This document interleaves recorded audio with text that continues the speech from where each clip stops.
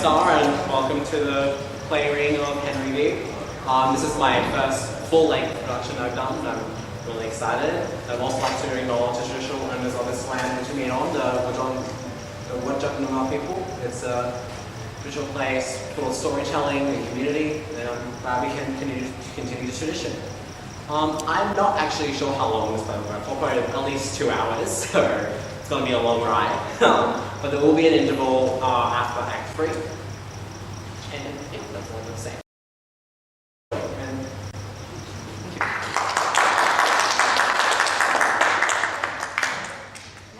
Love you, Saw.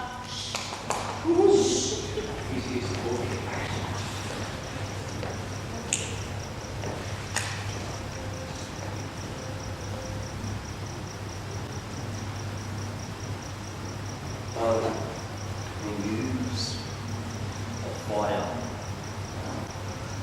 that would ascend the brightest heaven of adventure. A kingdom for a stage. Princes to act. Monarchs to behold. The swelling sea. Then should our warlike Harry, like himself, assume the port of Mars, by his heels, leashed in like hounds, famine, fire, sword, crouch for employment.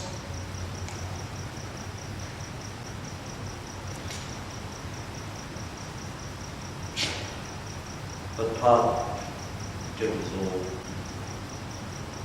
flat, unraised spirits that dare on this unworthy scaffold to bring forth such mighty object.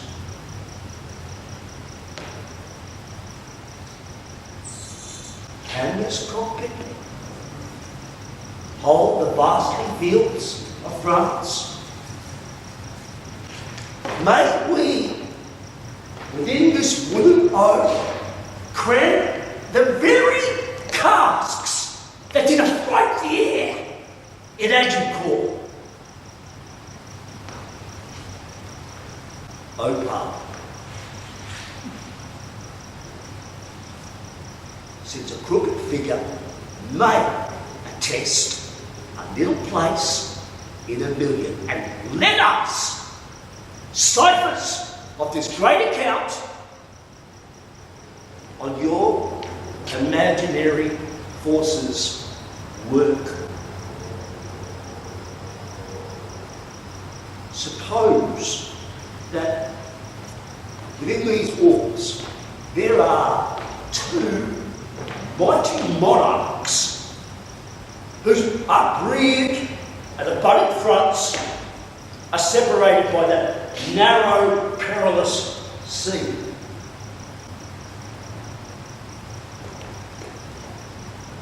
Piece out our imperfections with your thoughts. Into 1,000 parts, divide one man and make up imaginary puissance.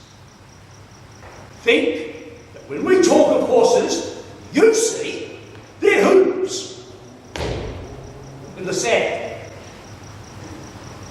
What is now your thoughts that deck our kings, carry them here, there, jumping over times, turning the accomplishment of many years into an hourglass, for the which supply, admittedly the chorus to this history, the prologue line. Your humble patience, pray, gently to hear,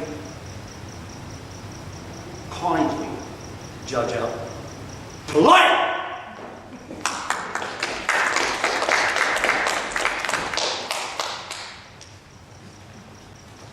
My lord, I'll tell you, this self-will is origin, which in the 11th year of the last king's reign was like, and had indeed against us passed, but with a scambling and in quiet time did push it out of farther question. But how, my lord, shall we resist it now? It must be thought on. If it pass against us, we lose the better after our possession for all the temporal lands which men devote by testament have given to the church, would they strip from us, invited thus. As much as will maintain to the king's honour full 15 hours and 1500 knights, 6,200 good esquires, and to relieve for his lazars and weak edge of indigent faint souls past the corporal tide, 100 almshouses right was supplied. And to the coffers of the king besides, 1,000 pounds by the year. Thus runs the bill. This would drink deep. 'Twould drink the cup and all. But what prevention? The king is full of grace and fair regard. And a true lover of the Holy Church. The courtship of his youth promised it not. The breath no sooner left his father's body, but that his wildness, mortified in him, seemed to die too. Yet, at that very moment, consideration, like an angel came and whipped the feminine out of him, leaving his body as a paradise to envelop and contain celestial spirits. Never was such a sudden scholar made, never came Brentford Mason in a flood with such heady currents, scouring thoughts, nor never hydra-headed wilfulness so soon did lose his seat, and all at once, as in this king. We are blessed in the change. Hair him but reason and divinity, and all admired with an inward wish, you would desire the king were made a hear him debate in commonwealth affairs, you would say hath been all in all his study. This is discourse of war, and you shall hear a powerful battle rendered in music. Turn him to any cause of policy, the guardian not of it, he will unloose, familiar as his guardian. That's when he speaks, a chartered libertine in men's ears, distill his sweet and honeyed sentences. So that the art and practic part of life must be the mistress to the steering. Which is a wonder always great leanness, since his addictions to curse his vain, his companies and leisure, rude and shallow, his hours filled up with riots, banquets, sports, and never noted in it any study, any retirement, any sequestration from open haunts and popularity. The strawberry grows underneath the nettle of wholesome berries, thrive and ripen best snaken by fruits of face and quality. And to the prince obscured his contemplation under the veils of wildness, which no doubt grew like summer grass, fastest by night, unseen yet present by his faculty. It must be so, for miracles assist, and therefore we must needs admit the means of things. My good lord, how now litigations bill urged by the commons, doth his majesty incline to it or no? He seems indifferent, or rather swaying more upon our part than cherishing exhibitors against us.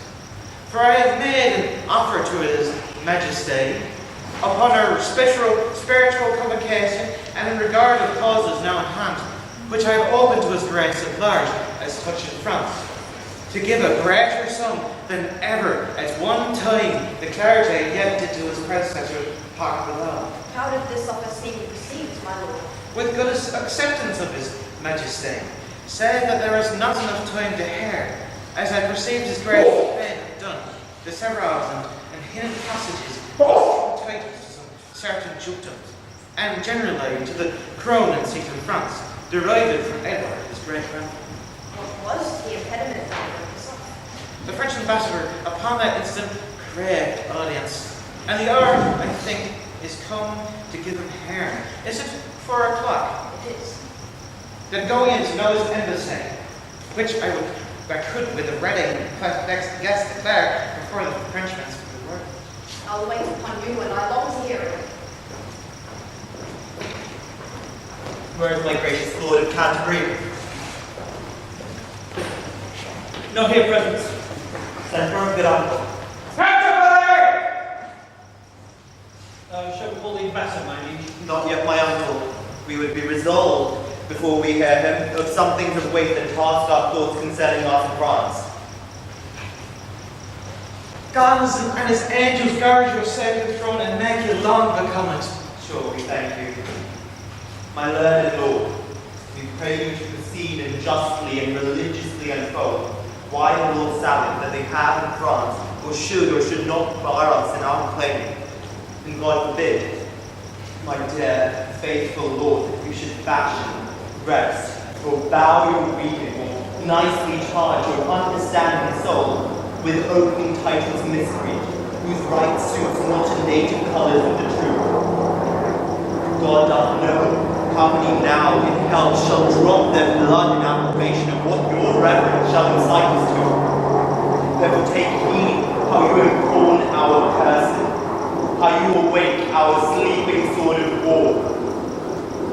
For never two such kingdoms did contend without much fall of blood, whose guiltless drops are every one a woe. A sore complaint against him whose wrongs gives us edge onto the swords and makes such waste in brief mortality. Under this conjuration, speak, my Lord, for we will hear, note, and believe in our heart that what you speak is in your conscience washed as clean as sin with baptism.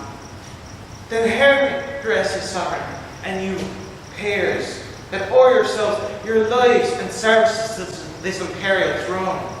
There is no bar to make against your highness's claim to France, but this, which they produce from Paramount. In Talam Salicam Munialis ne subsidat, no one shall succeed in Salic land, which Salic land the French unjustly closed to be the realm of France, and Paramount, the founder of this law, and King on Bar. Yet their own authors faithfully affirm that the Sandland Salic is in Germany, between the floods of Salak and Elbe, while Charles the Great, having subdued the Saxons, there left behind and settled certain French, who, holding in disdain the German women for some dishonest manners in their life, established them as law. To wit, no female should be inheritrix in Salic land, which Salic, as I said, twixt Elbe and Salak, is at this day in Germany called Meissen. Then doth it well appear the Salic law was not devised for the realm of France, nor did the French possess the Salic land until 401 and 20 years after the function of King Paramount. Idly supposed the founder of this law, who died within the year of our redemption, 426. And Charles the Great subdued the Saxons and did seek the French beyond the River Sala in the year 805. Besides, their writers say King Pepin, which deposed Childred, did, as our journal, being descendant of Litha, which was daughter to King Cother, make claim and title to the crown of France. Hugh Capet also, who usurped the crown of Charles the Duke of Lorraine, sole heir male of the true line and stock of Charles the Great, to find his title in some shows of truth, though in pure truth it was corrupt and not, conveyed himself as the heir to the Lady Lingard, daughter to Charlemagne, who was the son to Louis the Emperor, and Louis the son of Charles the Great. Also, King Louis X, who was sole heir to usurp the Capet, could not keep quiet in his conscience wearing the crown of France, till he was satisfied that fair Queen Isabel, his grandmother, was lineal of the Lady Ermengarde, daughter to Charles I, Duke of Lorraine, by the which marriage the line of Charles the Great was reunited with the crown of France, so that, as Claire's eldest, the summer's son, King Pepin's title and Hugh Capet's claim, King Louis's satisfaction, all appear to hold in right and title of the female. So did the kings of France unto this day. Howbeit they would hold up the Salic law to bar your highness claim from a female, and rather choose to hide the net than to apply to bar their crooked titles, usurp from you and your progenitors. May I with right and conscience make this claim? The sin upon my head, dread sovereign, for in the book of Numbers is it writ, when the man dies, let the inheritance descend to the daughter. Gracious Lord, stand for your own, and wind your bloody flag. Look back into your mighty ancestors. Go, my dread Lord, to your grandsire's tomb, from whom you claim. Invoke his warlike spirits and your great uncles, through Edward, the Black Prince, who on the French throne played a tragedy, making the fate of the full power of France, while his most mighty father in a hill stood smiling to behold his lion's wealth, foraged in blood of nobility. Oh, noble English, that could entertain with half their forces the full pride of France, and let another half stand laughing by, all out of work and cold for action. Awake remembrance of these valiant dead, and with your puissant arm renew their feet.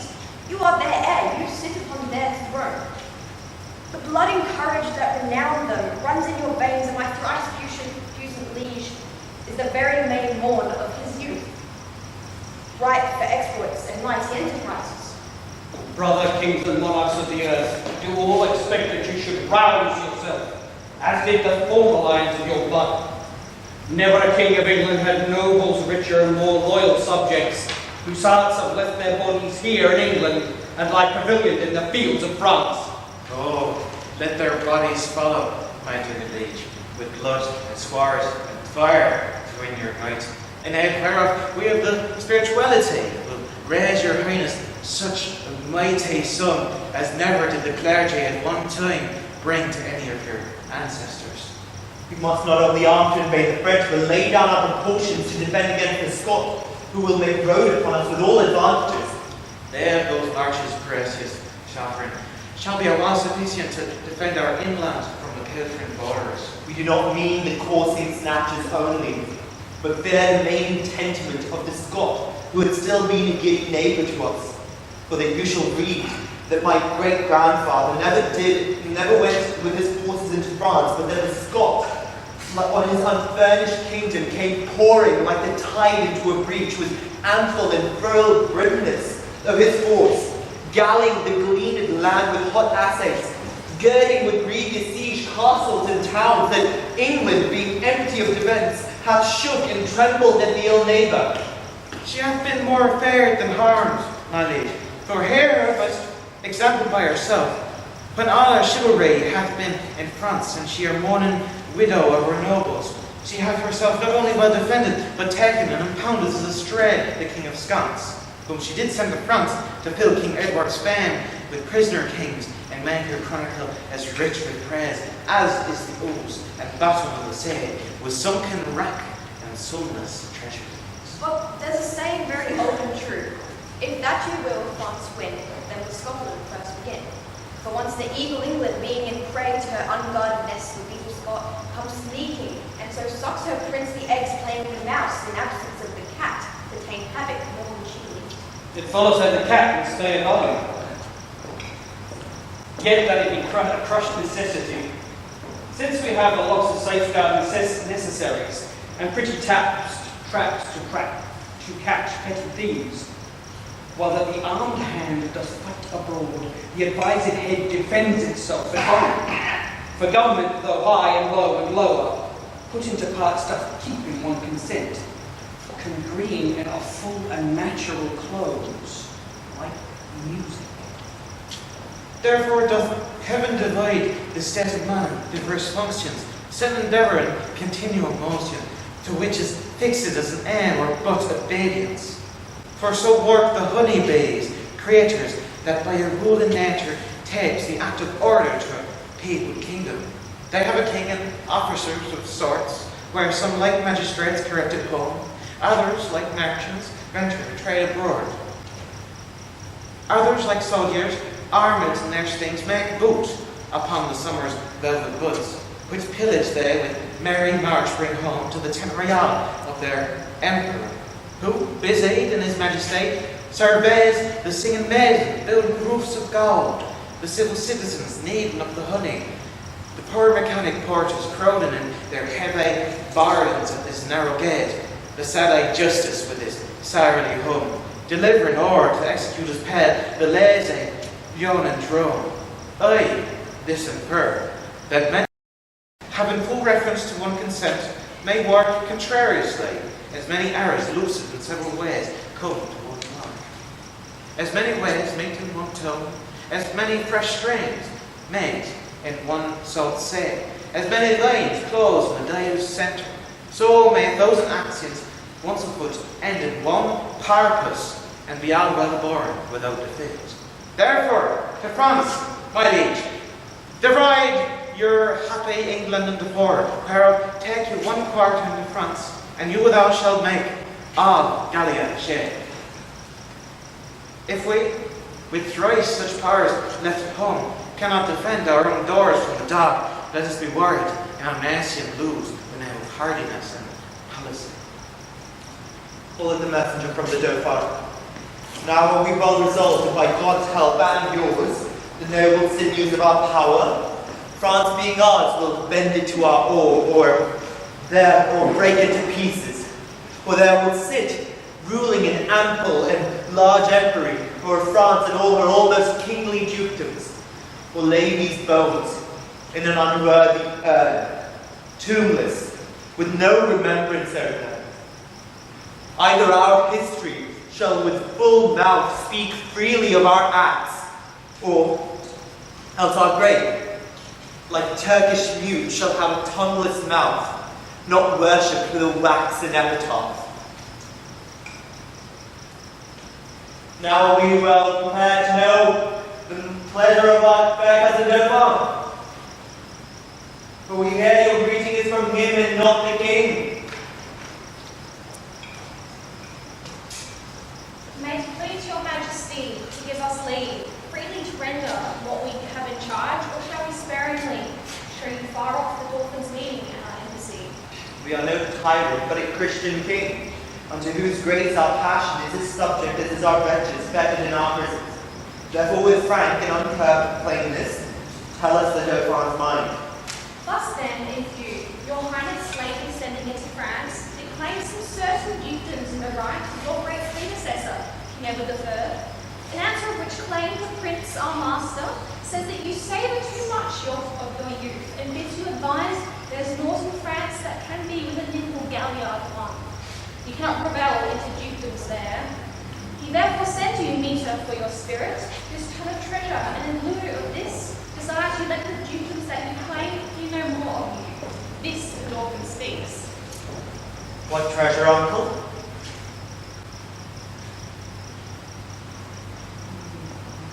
Tennis balls, my liege.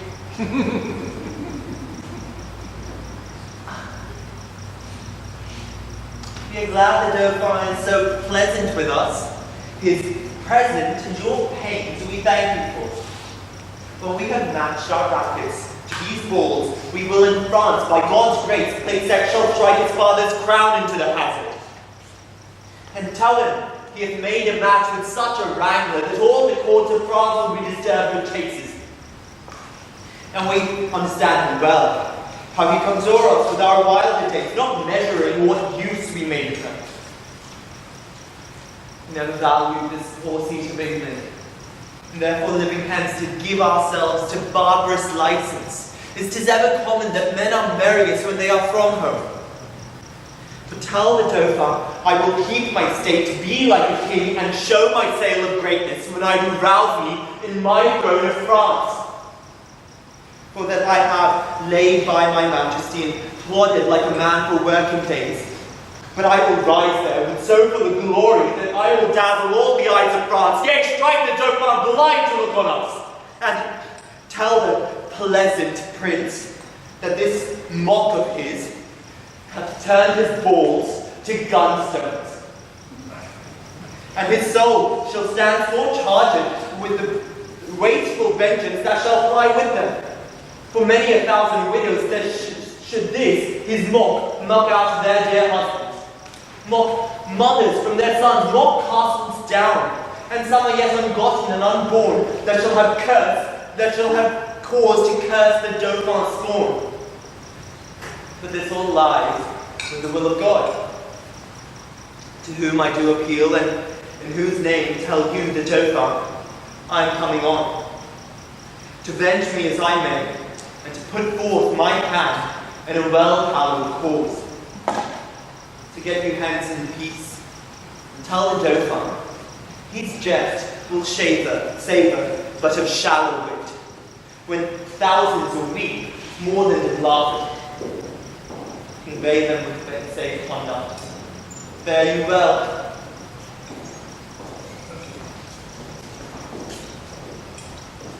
This was a merry message. We hope to make the sender blush at it. Therefore, my lords, omit no happy hour. that may give furtherance to our expedition, for we have now no thought in us but France, save those to God, that run before our business. Therefore let our proportions for these wars be soon collected, and all things thought upon, that may with reasonable swiftness add more feathers to our wings. For God before will chide his Dauphin and his father's door. Therefore now, let every man now task his thought, that this fair action may on foot be brought. Aye.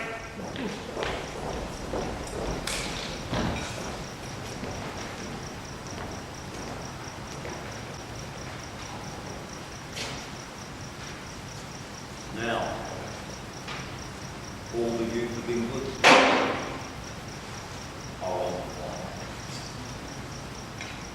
And silken valiance in the wardrobe lies. Now, drive the armourers. Honour's thought reigns solely in the breast of every man.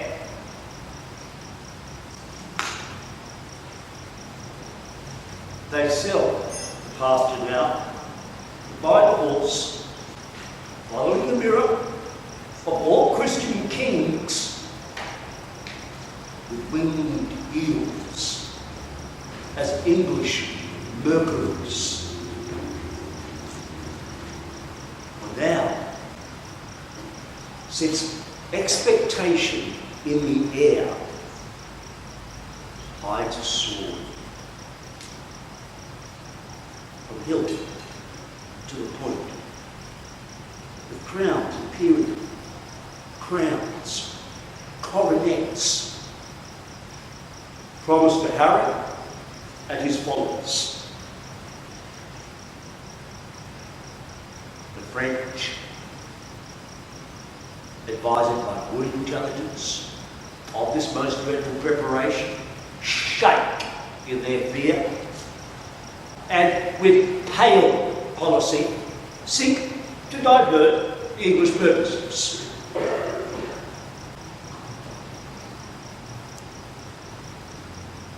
Oh, England, model of human greatness, like little body, a mighty heart. What mightst thou do that honour would thee do? For all thy children, kind and natural. And see, thy fault France hath in thee found out a nest of hollow bosoms, which it fills with treacherous crowns, and 3 corrupted men, one Richard Earl of Cambridge, and the second, Henry Scrope, Lord of Masham, and the third, Sir Thomas Grey, Knight of Northumberland. And for the guilt of France,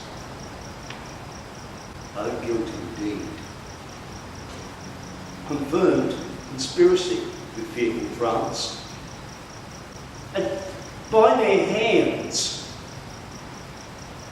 this grace of God must die. If hell and treason hold their promises, ere he takes ship for France, here in Southampton.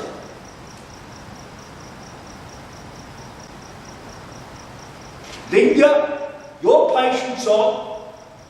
We will digest the abuse of greatness, force a player. The sum is paid, and the traders are agreed. The king is set from London, and the scene is now transported, gentles, to here in Southampton. This is the playhouse now. This is where you must sit. Then, to France shall we convey you safe, and then bring you back, charming the narrow seas to give you gentle paths For if we marry, we will not offend one stone without play. But till King come forth, not till then, till Southampton, do we shift our seat.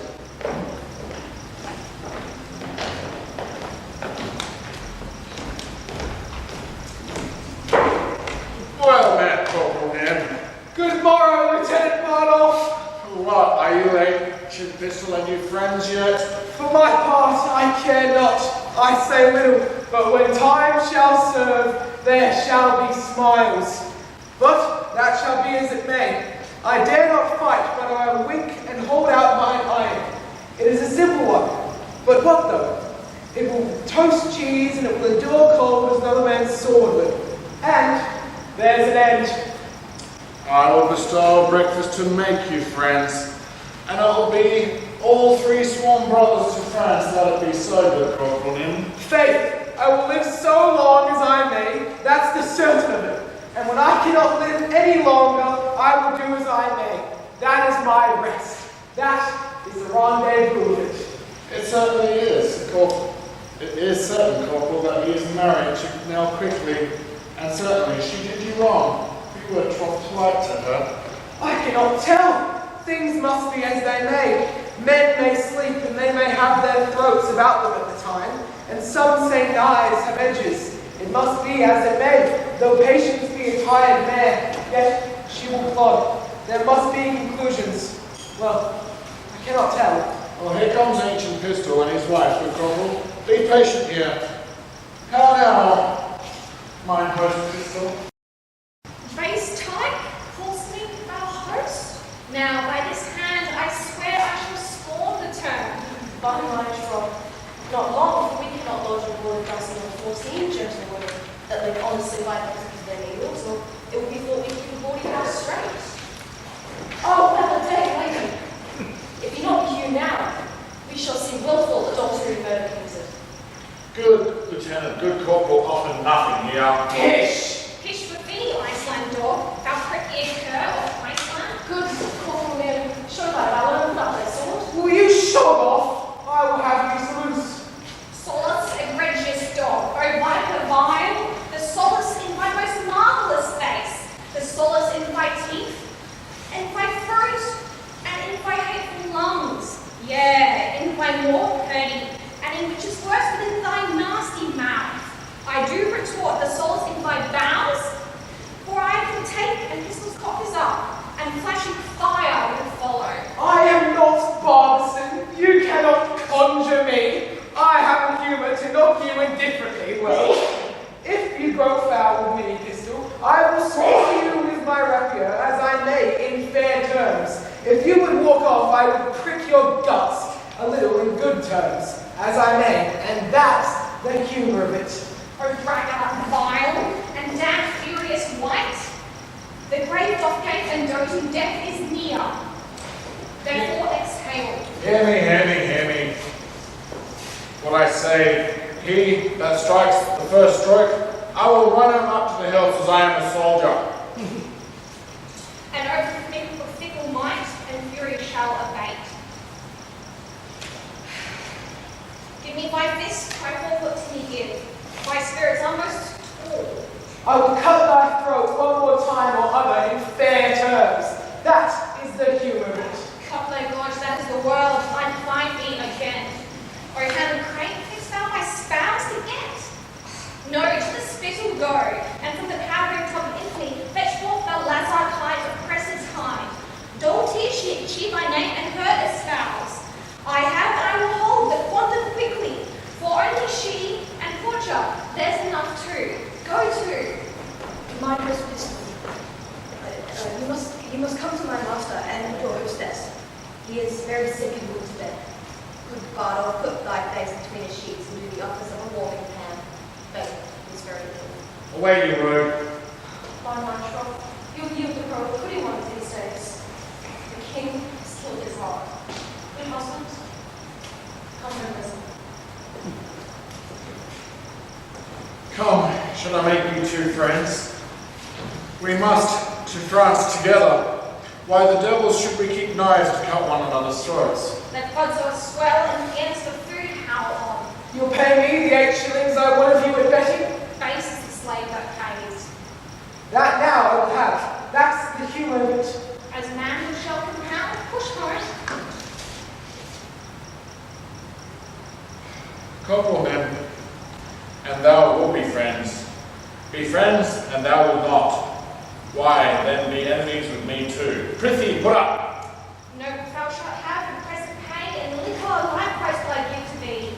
And friendship shall combine and brotherhood. I'll live by men, and men shall live by me. Is not this just? For I shall be suppler unto the camp, and profits will accrue. Give me my hand. I shall have my noble. In cash most justly paid. Well then, that's the humour of it. As ever you come of women coming quickly to Sir John, poor heart, he is so shaken of the burning quotidian tertian that it is most lamentable to behold. So men, come to him. The king hath gone mad with humours on the night. That's the even of it. Nim, thou hast spoke the right. His heart is crafted and corporate. The king is a good king, but it must be as it may. He passes some humours and careers. Let us condole benight, for Lankins we will live.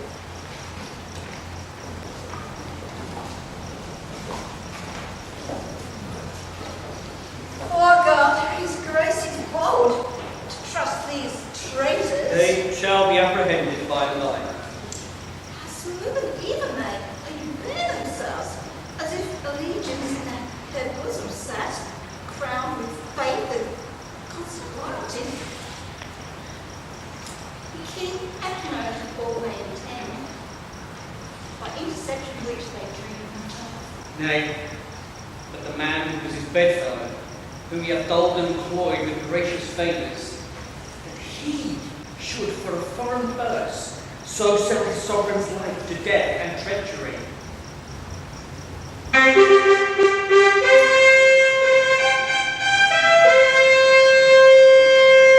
Now, since the wind bearing we will aboard, my lord of Cambridge and my kind lord of Masham, and you, my gentle knight, give me your thoughts. Think you not that the powers we bear with us will cut their passage through the forts of France, doing the execution and the act for which we have been had assembled them? No doubt, my liege, each man do his best. I doubt not that, since we are well persuaded, we carry not a heart from us from hence that goes not in effect and set with us, nor leave not one behind that doth not wish success and conquest to attend on us. Never was monarch better fared and loved than is your majesty.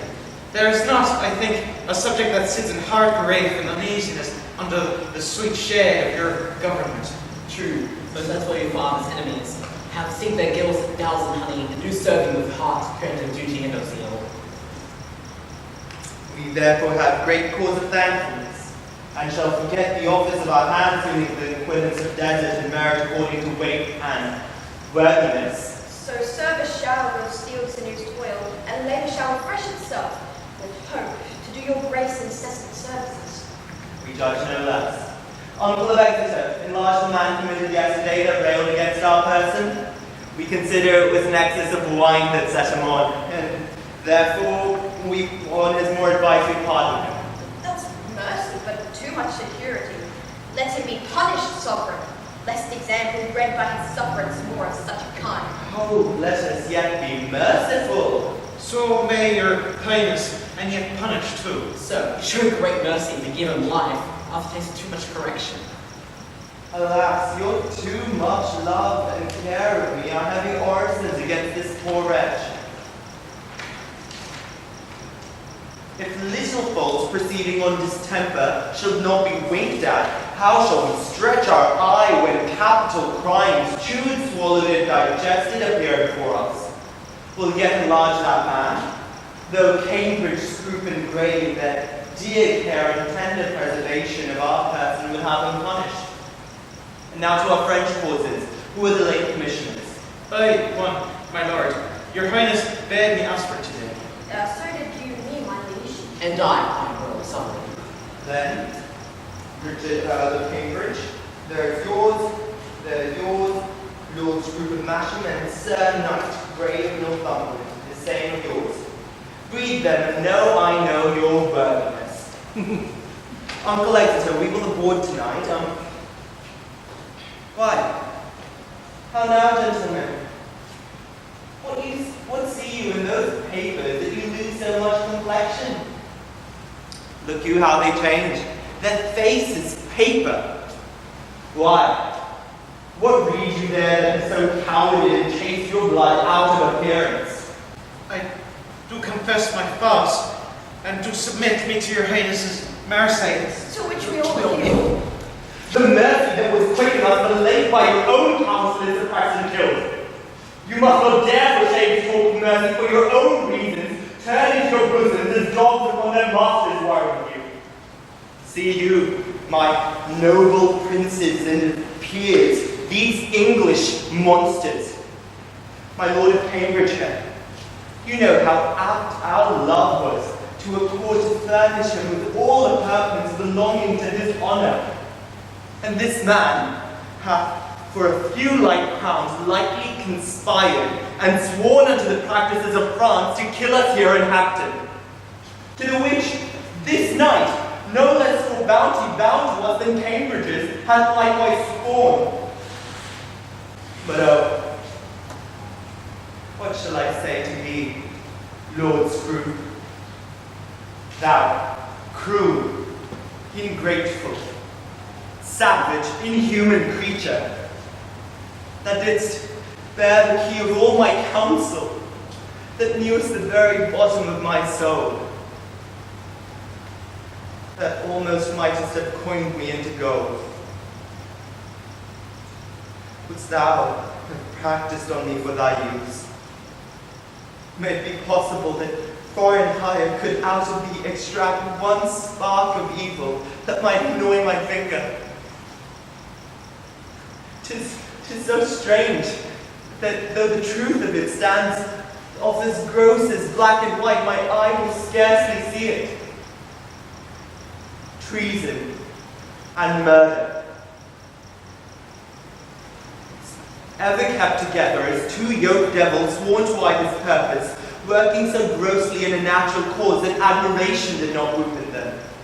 But thou, gainst all proportions, did bring in wonder to wait on treason and on murder. And whatsoever cunning fiend it was that brought upon thee so preposterously hath got the voice in hell for excellence.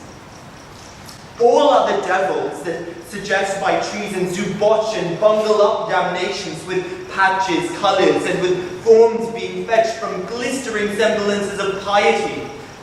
But he that tempered thee bade thee stand up, gave thee no instance why thou shouldst do treason, unless to dub thee with the name of traitor. If that same demon that had gulled thee thus should with his lion's gait walk the whole world, he might return to Vasti Tartar back and tell the legions I can never win a soul so easy as that Englishman's. Oh, how hast thou with jealousy infected the sweetness of Athens? Show men dutiful, why so didst thou? Seem they grave and learned, why so didst thou? Come they of noble family, why so didst thou? Seem they religious, why so didst thou? Or are they spare and diet, free from gross passion or of mirth or anger, constant in spirit, not swerving with the blood, garnished and decked in modest compliment, not working with the eye without the ear, but in perjured judgment, trusting neither? Such and so finely bolted didst thou seem, and thus thy fall hath left a kind of blot to mark the full-fraught man with some suspicion. I will weep for thee, for this revolt of thine, methinks, is like another fall of man. Their faults are open. Arrest them to the answer of the law, and God acquit them of their practices.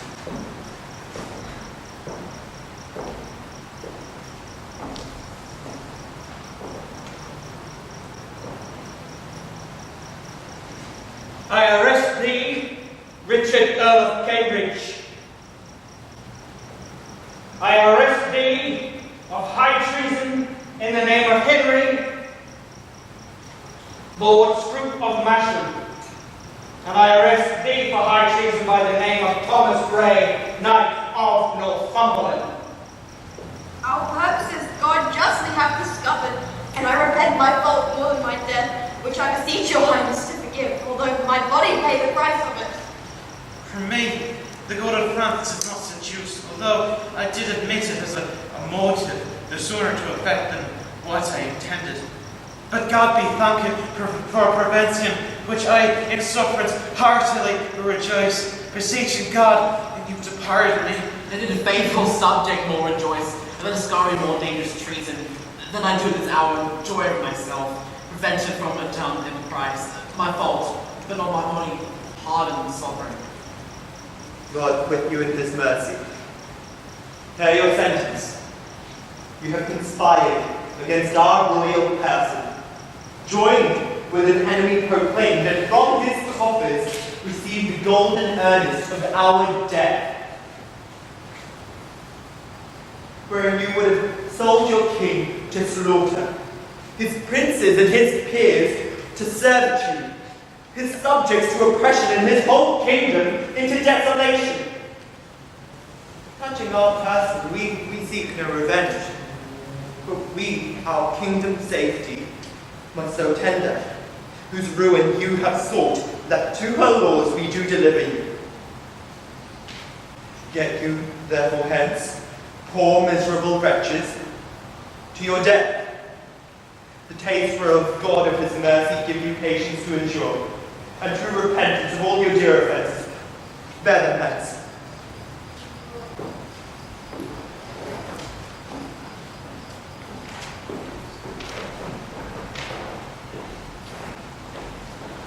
Now, lords, for France, the enterprise world shall be to us as you are like glorious. We doubt not of a fair and lucky walk, since God so graciously hath brought to light this dangerous treason lurking in our way to hinder our beginnings. We doubt not now, but every run is smoothed on our way. Then forth, dear countrymen, let us deliver our puissance into the hand of God, putting it straight in expedition, charely to see the signs of war advance. No king of England, if not king of France.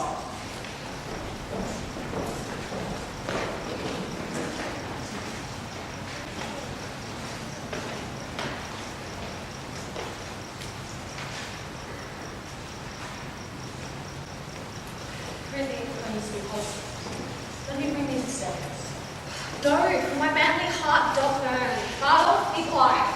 Men rouse thy warning veins. Boy, bristle thy courage up. The Falstaff, he is dead, and we must earn therefore. Would I were him, wherever he is, either in heaven or in hell. Nay, he's not in hell. He's in Arthur's bosom, and every man went Arthur's bosom. He made a finer end, and went away, and had been any Christian child.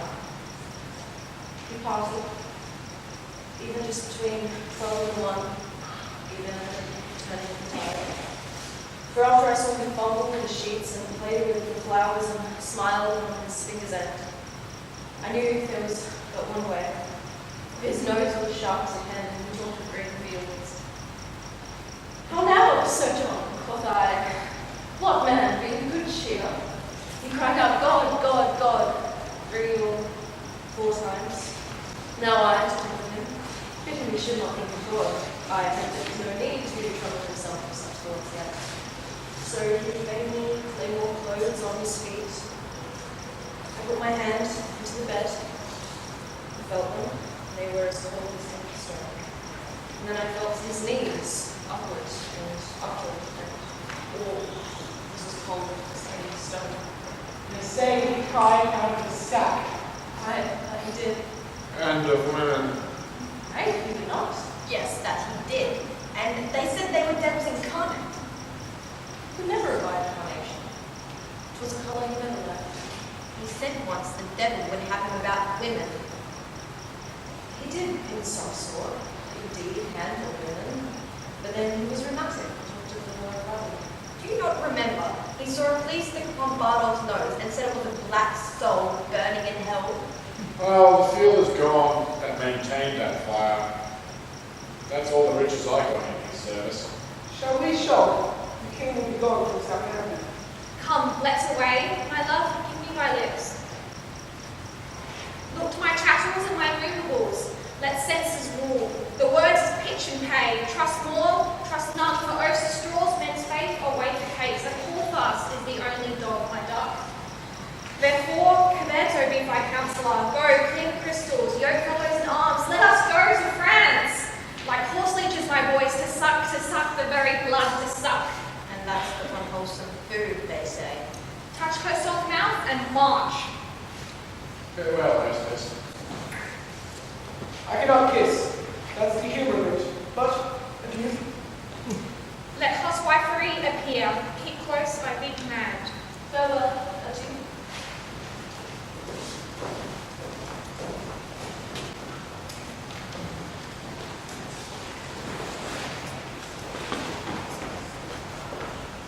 So comes the English with full power upon us, and more carefully more so carefully it is concerned to answer royally under their princes. Therefore, the Dukes of Berry and of Brittany, of Brabant, and of Orient shall make forth. And you, Prince Dauphin, with all swift dispatch to learn and you prepare our terms of war with men of courage and with means to turn down. For England is approaches makes as fierce as waters to the sucking of a gulf. It fits us then to be as provident as fear may teach us out of late examples left by the fatal and neglected English upon our fields. My most redoubted father, this most meet we arm us against the foe, for peace itself should not so dull a kingdom, though war nor no quarrel were in question, but that defences, musters, preparations should be assembled, collected, and maintained as were a war in expectation. Therefore, I say, 'tis meet we all go forth to view the sick and feeble parts of France, and let us do it with no show of fear. No, with no more than if we heard that England were busy with a Whitsun Morris dance. For, my good liege, she is so idly kinged, her sceptre so fantastically borne by a vain, giddy, shallow, humorous youth, that fear attends her not. Oh, peace, Prince Dauphin. You are too much mistaken in this king.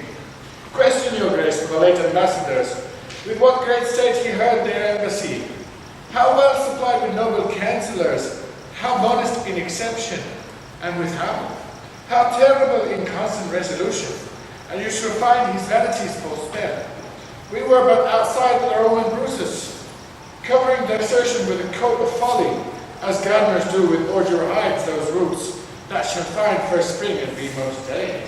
This is not so, my Lord High Constable, but though it is no matter, in case of defence, 'tis best to weigh the enemy more mighty than it seems. So, the proportions of defence are filled, which of a weak and meagerly projection doth, like a miser, spoil his coat with scanty little cloth. Think we King Henry strong, and princes, look you strongly armed to meet him. The kindred of him hath been fleshed upon us, and he is bred out of that bloody strain that haunted us in our familiar paths. Witness our too much memorable shame when Cressy battle fatally was struck, and all our princes captive by the hand of that black man, Edward, Black Prince of Wales. While that his mountain sire on mountain standing up in the air, crowned with the golden sun, saw his heroic crusade and smiled to see him mangle the work of nature and the fast the patterns that by God and by French fathers have 20 years been made.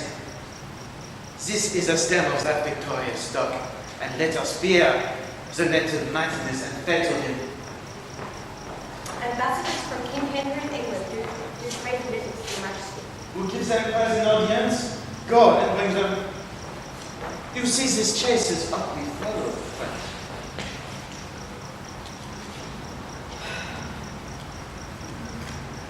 Turn head and stop pursuit. For coward dogs most spend their mouths when what they seem to threaten runs far before them. Good, my sovereign! Take up the English shore and let them know of what a monarchy you are the head. Self-love, my liege, is not so vile a sin as self-neglecting.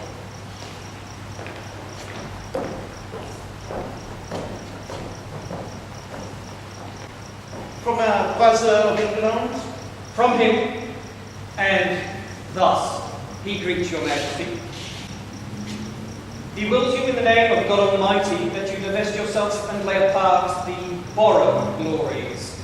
By gift of heaven, by law of nature and of nations, belongs to him and to his heirs, namely, the crown, and all wide-stretched honours that pertain, by custom and the ordinance of times, unto the crown of France. That you may know it is no sinister, no awkward claim, be from the wormholes of long-vanished days, nor from the dust of old oblivion raked. He sends you this most memorable line. In every branch shall be demonstrative, willing you overlook this pedigree, and when you find it evenly derived from his most famed of famous ancestors, Edward III, he bids you then resign your crown and your kingdom, indirectly held from him, the native and true challenge. what follows? Bloody constraint. For if you hide the crown even in your hearts, there will he rake for it. Therefore in fierce tempest he is coming, in thunder and in earthquake, like a Jove, that if requiring fail, he will compel, and bid you in the bowels of the Lord deliver up the crown, and to take mercy on the poor souls for whom this hungry war opens his vasty jaws, and on your head the widow's tears, the orphan's cries, the dead men's blood, and the privy maiden's groans, for husbands, fathers, and betrothed lovers that shall be swallowed in this controversy. This is his claim, his threatening, and my message. Unless the dolphin be here in presence, to whom expressly I bring greeting to. First, we will consider of this matter. Tomorrow shall we bear our full intent back to our mother in England. And for the Dauphin, what to him from England? Scorn and defiance, slight regard, contempt, and anything that may not misbecome the mighty sender, doth he prize you at. Thus says my king, and if your father's highness do not, in grant of all demands at large, sweeten the bitter mock you sent his majesty, he'll call you to so hot an answer for it, the caves and roomy voltages of France shall chide your trespass, and return your mock in a second accent of his ordinance. Say, if my father render fair return, it is against my will, but I desire nothing but odds with England. And to that end, as matching his youthful bounty, I did send him to Paris walls. He'll make your Paris lose a shake for it, for the mistress court of mighty Europe. And be assured, you'll find a difference, as we as subjects have in wonder found, between the promise of his greener years and these he masters now. Now he wastes time even to the utmost grain, that you shall lead in your own losses if he stay in France. Tomorrow shall you know our minds at full. Dispatch us with all speed, lest our king come here himself to question our delay, for he is footed in this land already. You shall be soon dispatched with fair conditions, a night is but some breaths, and little pause to answer matters of this consequence.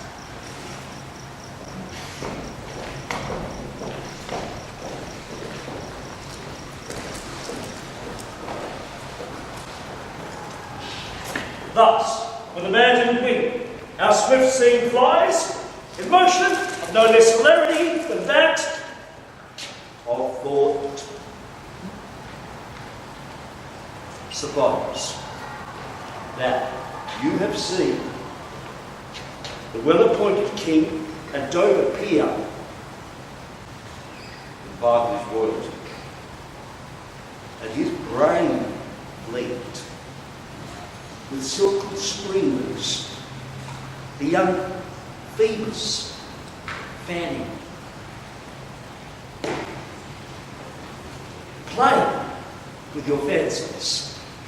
And in them behold, Bob, the hempen tackle, ship boys gliding.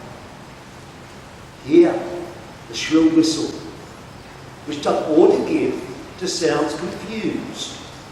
Behold, the threatening sails, born with the invisible and creeping wind.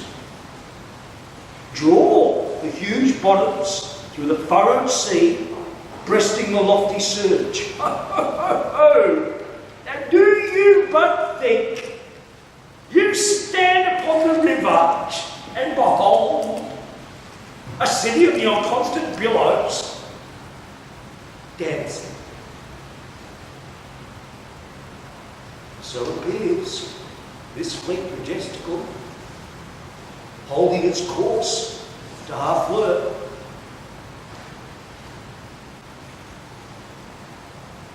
Follow. Follow. Grapple your minds to the sternage of this name.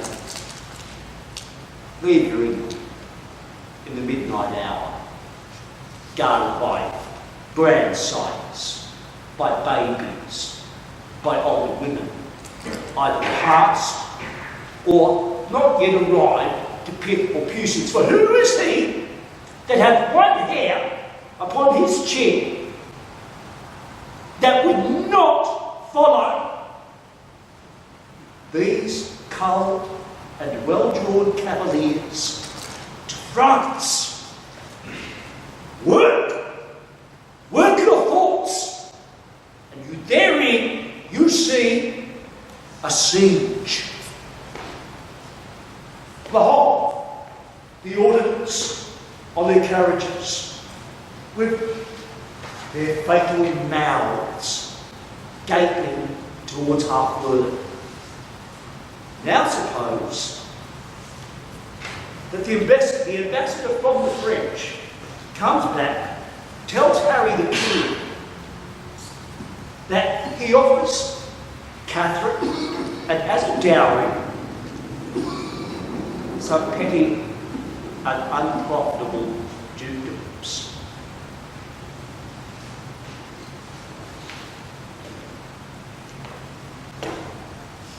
The offer likes not. The nimble gunner, the big stock now, does the devilish cannon touch.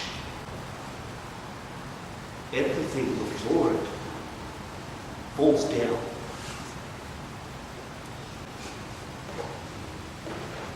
Still be kind. Eke out a performance with your mind. Once more into the breach, dear friends, once more, or close up the war with our English dead. In peace, nothing so becomes a man as modest stillness and humility. But when the blast over war blows, then imitate the action of the tiger. Stiffen up the sinews, summon up the blood, disguise fair nature with hard-favoured rage. Then lend the eye a terrible aspect. Let it pry through the portage of the head, like the brass cannon. Let the brow o'erwhelm it, as fearfully as doth a gallant rocker hang in jutty his confounded base, swilled with the wild and wasteful ocean. Now set the teeth, and stretch the nostril wide. Hold hard the breath, and bend up every spirit to his full height. On, you noblest English, whose blood is fed from fathers of warproof, fathers that, like so many Alexanders, have in these parts fought from morn till even, and sheathed their swords for lack of argument. Dishonour not your mothers. Now attest that those whom you called fathers did beget you, Be copy now to men of grosser blood, and teach them how to war. And you, good yeoman, whose limbs were made in England, show us here the metal of your pasture. Let us swear that you are worth your breeding, which I doubt not, for there is none of you so mean and base that hath not a noble lustre in your eyes. I see you stand like greyhounds in the slips, straining upon the start. The game's afoot. Follow your spirit, and upon this charge, cry, God for Harry, England, and St. George! God for Harry, England, and St. George!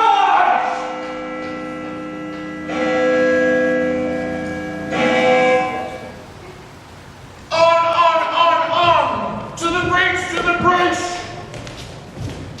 Pray thee, God will stay, the knocks are too hot, and for mine own part, I have got a case of life. That's the humour of it. It's too hot. That is the very plain soul of it. The plain soul is most just, but humans do abound. Knocks come and go, God's vassals drop and dine, and sword and shield and bloody shield don't win a mortal fame. Would I run our house in London, I would give all my fame for a pot of ale and send me. And I. If wishes would prevail with me, my purpose should not fail with me, but thither would I fly. And Dolly, but not as truly as bird doth sing on bough. Hey! Up to the breach, you dogs! I thought you galleons!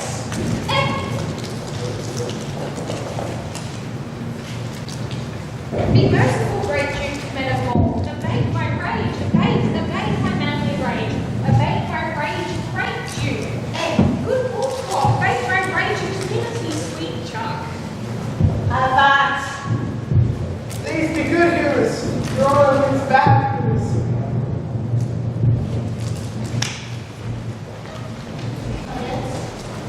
As young as I am, I have observed these three swashes. I am loyal to them all three, but all they three that they would serve me could not be the man to me. For indeed, three such antics do not amount to a man. But Bardolph, he is white-livered and red-faced, by the means whereof he faces down, fights not. For pistol, he hath a killing tongue and a quiet sword, by the means whereof he breaks words and keeps whole weapons.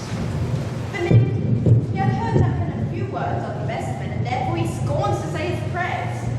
Lest he should be thought a coward, but his few bad words are matched with as few good deeds. For he never broke any man's head but his own, and that was against the post when he was drunk. They could steal anything and call it purchase. Bardolph stole the loot case, bore it 12 leagues, and sold it for 3 halfpence. Him and Bardolph sworn runners in filching. In Calais they stole the fire shop. I knew by that piece of service that the men would carry coals. They would have me as familiar with men's pockets as their gloves or their handkerchiefs, which makes much against my manhood if I should take from another's pockets and put it to mine, for it is plain pocketing up wrongs. I must leave them and seek some better service. Their villainy goes against my weak stomach, and therefore I must cast it up.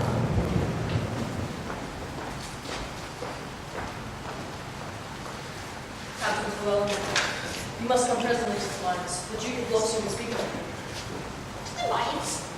Tell you the Duke is not so good to come to the lines of you, for the lines is not according to the disciplines of the war. The concavity of it is not sufficient, for look you, the adversary here discusses to the Duke. Look you, it is digged himself 4 yards under a countenance. I think you will cloud all up if there's not better directions.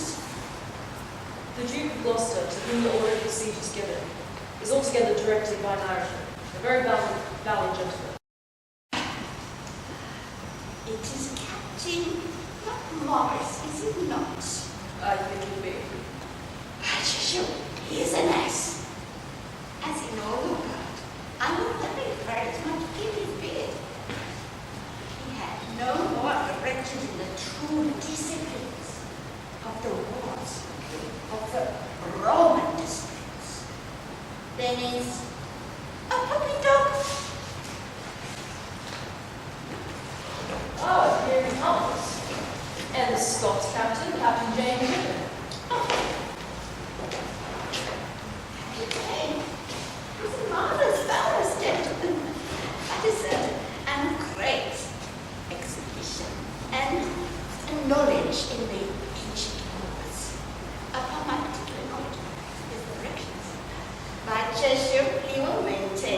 argument as well as any military man in the world in the disciplines of the pristine wars of the Romans. Now, I swear to that, Captain Lord. Good to your worship, Captain James. How now, Captain DeForest? If you quit the once, the finest 11. By Christ, Lord, 'tis ill done. The work is give over. The trumpet sounded our trade. By me hand, I swear, and my father's soul, the work is ill done. It is give over. I would have blowed up the town, so Christ saved me, Lord, in an hour. Oh, 'tis ill done. 'Tis ill done. By me hand, 'tis ill done. Captain Morris, I beseech you now, will you vouchsafe me a few disputations? As to the disciplines of wood, the Roman wars. In the way of argument with you and friendly communication, partly to satisfy my opinion and partly for the direction of the military discipline. That is the point. That sounds very good. Good, Captain Spud. And I quit the war. And I may make decision to leave when I leave. It is no time to discuss, so Christ saved me. The day is hot, the weather and the wars and the king and the dukes. It is no time to discuss. The town is besieged, and the trumpet call us to the bridge, and we talk and be Christ do nothing. 'Tis shame for us all. So God save me, 'tis shame to stand still. But this. Ere these eyes of mine take themselves to slumber, I do good service. Oh, I lie me on the ground, go to my death. I don't pay for it as variously as I may, which I surely will. Marry. There's no question about that.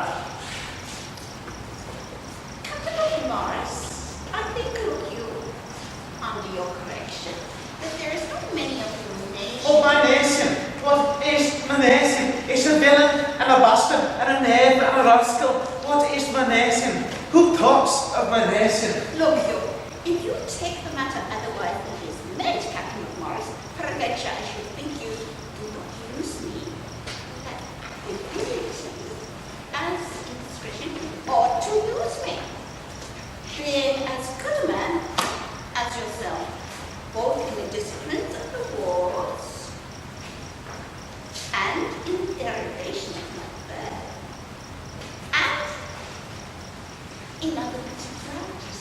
I do not know you so good a man as myself. So Christ saved me, and will cut off your head. Gentlemen, both you will mistake each other.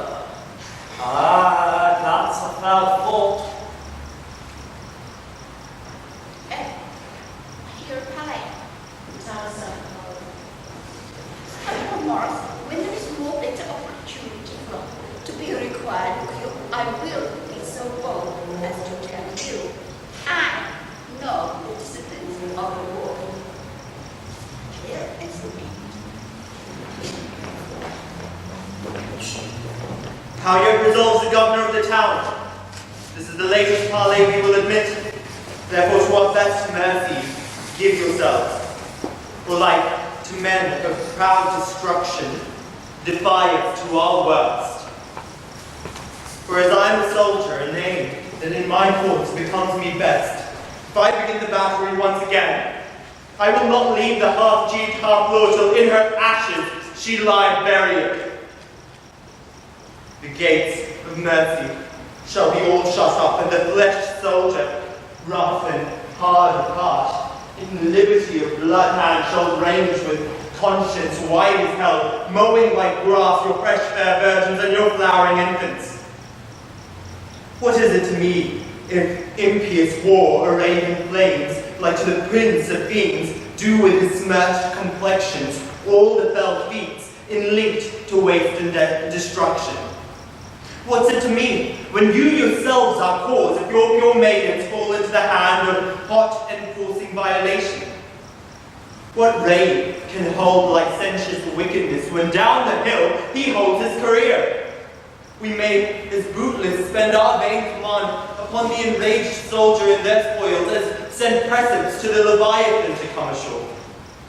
Therefore, You men of Harfleur, take pity of your town and of your people, whilst yet my soldiers are in my command, whilst yet the cool and temperate wind of grace o'erblows the filthy and contagious clouds of heavy murder, spoil, and villainy. If not, why, in a moment, look to see the blind and bloody soldier with foul hands desire the locks of your shrill shrieking daughters. Your fathers taken by their silver beards and their most reverend heads dashed to the walls. Your naked infants spitted on pipes whilst the mad mothers do howl and break the clouds. As did the wives of Jewry at Curran's blood-hunting slaughter. What say you? Will you yield in this a void, or guilty in defense be thus destroyed? Our expectation hath this day an end.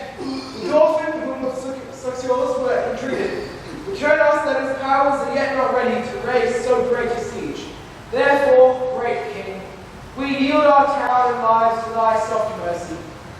Enter our gates, dispose of us and ours, for we no longer are defensible. Open your gates. Come on, Calexica. Go you and enter Harfleur, there remain, and fortify it strongly against the French. Use mercy to them all for us, dear uncle. The winter is coming on, and sickness growing upon our soldiers. We will retire to Calais. Tonight in Harfleur we will be your guest. For tomorrow the march shall be addressed.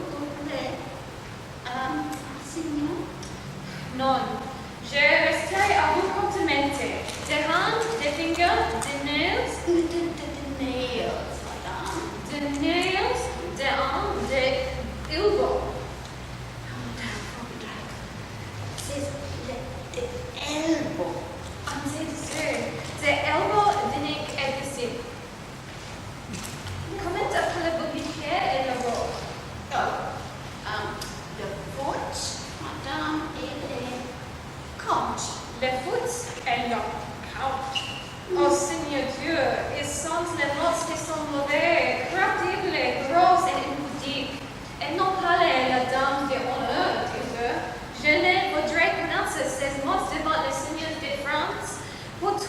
mon corps, les foot et le court.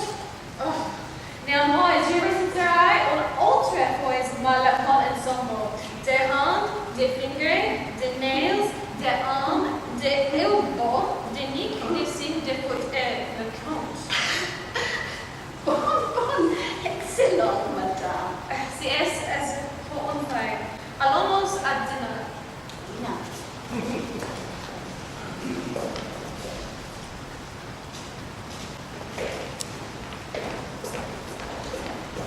Tu s'attends, il y a face de raison. And if he had not fought with us, my lord, let us not live in France. Let us all quit and give our vineyards to a barbacuous people. Oh, dear Yvonne, shall a few sprays of us, the empty of our father's luxury, our scions put in wild and savage stock, spurred up so suddenly into the clouds, and overlook their rafters? Normans bastards, Norman bastards. Modernly, if they march along and for the fall, for I will sell my dukedom to buy slobbery in a dirty farm, in a nook shot in Ireland. Do the battles, where have they metal? It is not their climate foggy, raw and dull, on whom, as despite the sun look pale, killing their food with frown, and sudden water, a drench for sun-riding jades, their barley broth, to cut their cold-blooded to such valiant heat? And shall our quick blood spirited with wine seem frosty? Oh, for honor and our land, let us not hang like roping icicles upon our horses, thatch while our more frosty people sweat drops of gallant youth in our rich fields, poor may we call them in our native lords. By faith and honour, our madams mock at us, and plainly say our metal is bred out, and they will give their bodies to the lust of the English youth to new store France with bastard warriors. They bid us with the English dancing spoons and teach Lavantis high and swift carantos, saying our grace is not only in our heels and that we are the most lofty bone. Where is Monsieur the Arrow? Speed him hence. Let him greet England with our sharp defiance. Up, princes, and with spirit of honor edges, more shackles than your swords, eat the field. Charles to the bread, I comfortable of France. You choose the Orient and Bourbon, and the Berry, Alençon, Brabant, Bar, Burgundy, Jacques Chatillon, Bramber, Vaudemont, Bourbon, Grand Pré, Roussy, and Falconbridge, Foyle, Lestrade, Boussicot, and Chenois, and dukes, like princes, barons, lords, and knights, for your great sits now quit you of great shames, bar our England, that sweeps through our land, with pennons painted in the bloods of Harfleur. Rush on his host, as doth the melted snow upon the valleys, whose low vassal seats the Alps doth spit, and void his worm upon. Go down upon him.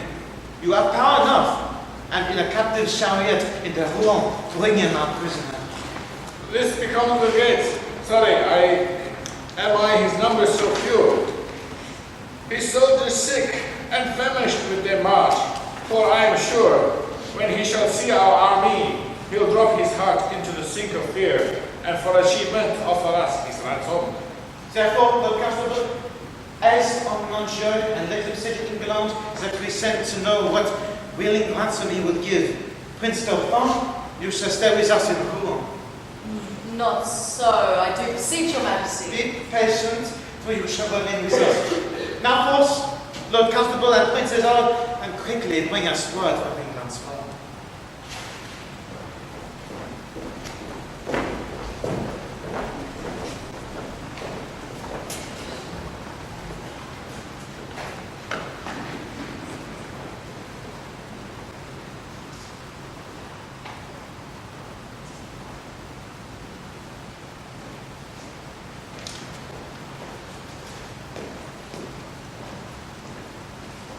Now, Captain Fluel, coming from the bridge. I assure you, there is very excellent services preached at the bridge. Is the Duke of Exeter safe? The Duke of Exeter is as magnanimous as Agamemnon, and a man that I love and honor with my soul and my heart, and my duty.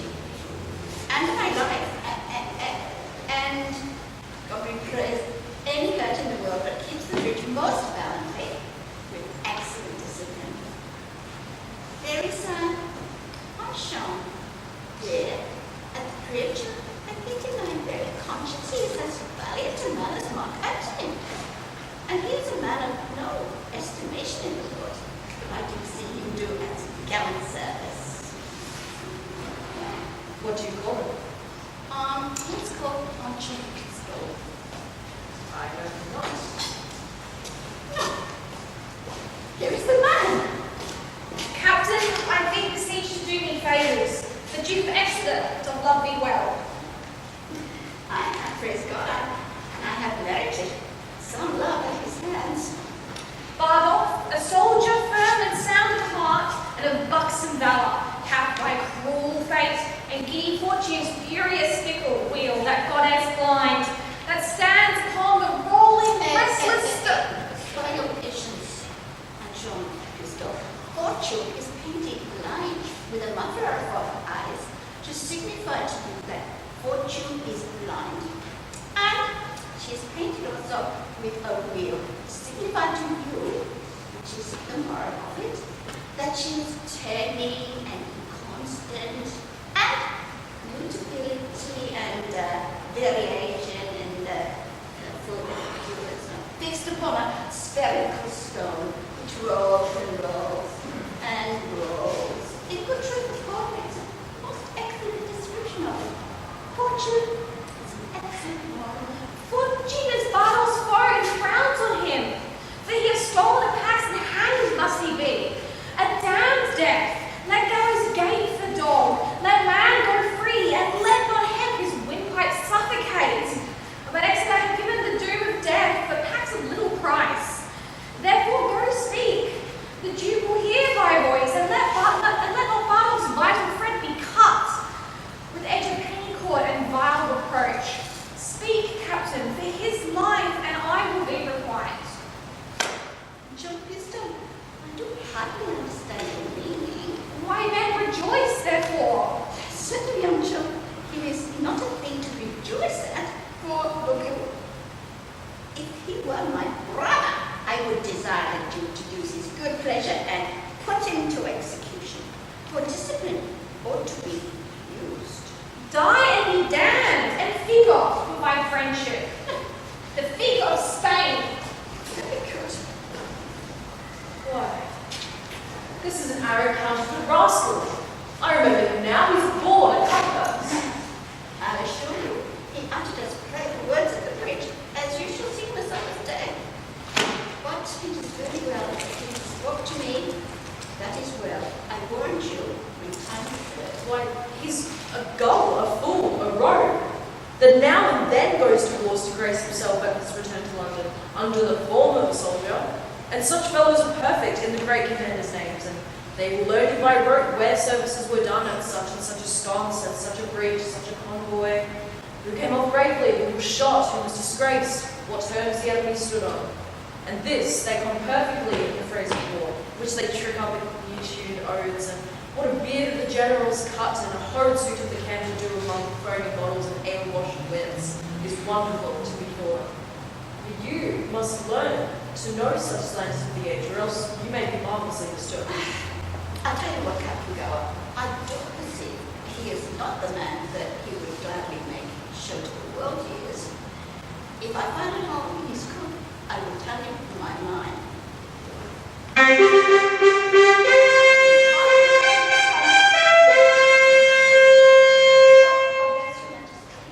How now, Llewellyn came down from the bridge. I so please your majesty, the Duke of Exeter has very gallantly maintained the bridge. The French has gone off, look you, and there is gallant and most brave passages. Mary Gilvestre was had the possession of the bridge, but he is enforced to retire, and the Duke of Exeter is master of the bridge. I can tell your majesty, the Duke is a brave man. What men have you lost, Llewellyn? The condition of the adversary has been very great, with regret. For my part, I think the Duke has lost never a man. But one that is like to be executed for robbing a church. One Bardolph. Your Majesty know that? His face is full of buttons and whelks and knobs and flames of fire, and his lips blow up his nose. And it's like a coal, his nose is like a coal of fire. Some sometimes blue and sometimes red. But his nose is executed, his fire is out. We would have all such offenders so cut off. And we give express charge that in our marches through the country there be nothing compelled from the villages, nothing taken but paid for. None of the French upbraided or abused in disdainful language. For when the naivety and cruelty play for a kingdom, the gentler gamester is the soonest winner.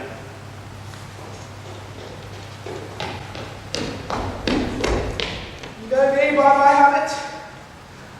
Well, then I know thee. What shall I know of thee? My master's mind. Unfold it. Thus says my king, say thou to Harry of England, though we seemed dead, we did but sleep. Advantage is a better soldier than rashness. Tell him we could have rebuked him at Harfur, but that we thought not good to bruise an injury, till it were full right. Now we speak upon our cue, and our voice is imperial. England shall repent his folly, see his weakness, and admire our sufferance. Bid him therefore consider of his ransom, which must proportion the losses we have borne, the subjects we have lost, the disgrace we have digested, which in way to understep, to re-answer his pettiness, would bow under. For our losses, his exploit is too poor for the effusion of our blood, the muster of his kingdom, too faint a number, and for our disgrace, his own person kneeling at our feet but a weak and worthless satisfaction. To this add defiance and tell him for conclusion, he hath betrayed his followers, whose condemnation is pronounced. So far, my king and master, so much office. What is thy name? I know thy quality. Montjoy? Thou wouldst thy office fairly. Turn thee back, and tell thy king I do not seek him now, but could be willing to march on to Calais without impeachment.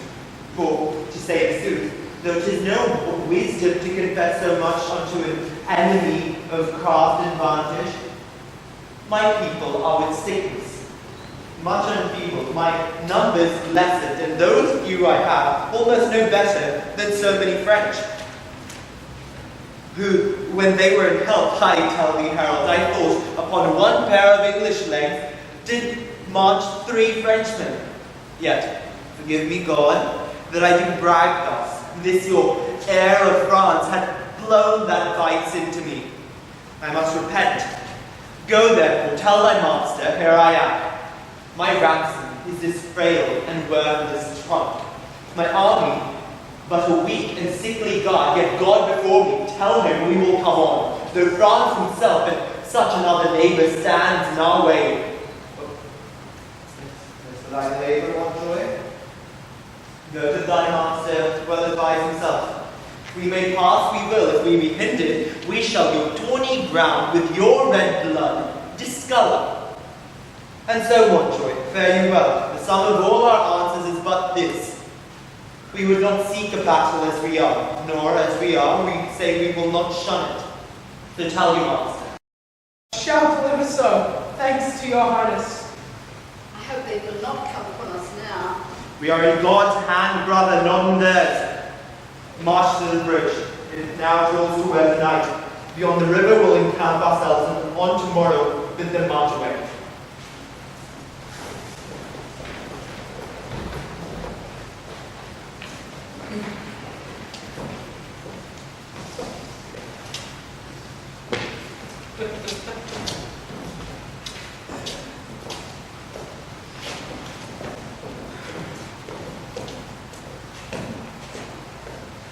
That, I'm the best armor in the world. What it went down? You have an excellent armor, but let my horse have his due. It is the best horse of Europe. Will it never be morning? My Lord William and my Lord High Constable, you talk of horse and armor. You're as well provided as both of any prince in the world. What a long night this is. I will not charge my horse with any that treads but on 4 pastures. Son, he bounds from the earth, as if his entrails were his, or cheval volant of Pegasus. When I bestride him, I saw I am a hawk. He trots the air, the earth sings when he touches it. The basest horn of his hoof is more musical than the pipe of birds. Is the colour nutmeg? and of the heat of ginger. It is a beast for Perseus. He is of pure air and fire, and the dull elements of earth and water never appear in him, but only in the patient stillness while his rider mounts. He is indeed a horse, and all other jades you call beasts. Indeed, my lord, it is most absolute and excellent for us. It is the Prince of Palfreys. His neigh is like the bidding of a monarch, and his countenance enforces homage. No more, cousin. Nay, the man hath no wit that cannot, from the rising of the lark to the lodging of the lamb, vary deserved praise on my palfrey. It is a theme as fluent as the sea, turn the sands into eloquent tongues, and my horse is argument for them all. 'Tis a subject for a sovereign to reason on, and for a sovereign to ride on, and for the world, familiar to us and unknown, to lay apart their particular functions and wonder at him. I once read a sonnet in his praise, and began thus: Wonder of nature! I have heard a sonnet begin so to one's mistress. Then they did imitate that which I composed to my courser, for my horse is my mistress. Your mistress bears well. Me, well, which is the prescript praise and perfection of a good and particular mistress. Nay, for me thought yesterday your mistress surely shook your back. So perhaps to yours. Mine was not bridled. Oh, then belike she was old and gentle, and you rode like a kern of Ireland. Your French hosed off in your straight strosses. You have good judgment in your horsemanship. Be warned by me then. They that ride so and wide not warily fall into foul bogs. I had rather have mine horse to my mistress. I has at least have my mistress as a jade. I tell thee, constable, my mistress wears his own hand. I could make as true as a boast as if that I had to serve my mistress. Le chien est retourné à son propre, mais c'est monde à la train la verre paupier. Thou makes use of anything. Yet I do not use my horse for my mistress, nor such any proverb, so little kin to the purpose. Now, my lord constable, the armour I saw in your tent tonight, are those stars or suns? Stars, my lord. Some of them will fall tomorrow, I hope. And yet my skies shall not want. Would I were able to load him with a desert? Will it never be day? I will trot tomorrow a mile, and my way will be paved with English faces. I will not say so frail, I should be faced out of my way. But I would, for it were it morning, for would it be fain about the ears of England. Who will go hazard with me for 20 prisoners? You must first go hazard ere you have them. 'Tis midnight. I'll go on myself. The dolphin longs for morning. He longs to eat the English. I think he will eat all he kills. By the right hand of my lady, he's a gallant prince. Swear by her foot that she may tread out the oath. He is simply the most active gentleman of France. Doing his activity, and he will be doing, and he will still be doing. He never did harm that I heard of. Nor will he do none tomorrow. He will keep that good name still. I know him to be valiant. I was told that by one who knows him better than you. What's he? Marry, he told me himself, and he said he cared not with you it. He needs not. It is no hidden virtue in him. By my faith, sir, but it is never anybody saw it but he's lucky. 'Tis a good valor, and when it appears, it will be met. It will, never said well. I will Catherine covered with there is flattery in friendship. And I will take that up with.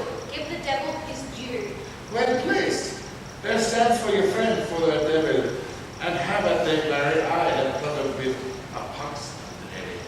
You are the better at the proverbs. By how much a fool's bolt is soon shot. You have shot over. It's not the first time you were overshot. My lord, my constable, the English lie within 50 paces of your tent. You have measured the ground. The Lord guard you. A valiant and most expert gentleman. Would it were day! Alas, poor Harry of England, he longs not for the dawnings as we do. What a wretched and peevish fellow is this King of England, to mope his fat-brained followers so far out of his knowledge. If if the English had any apprehension, they would run away. That they lack.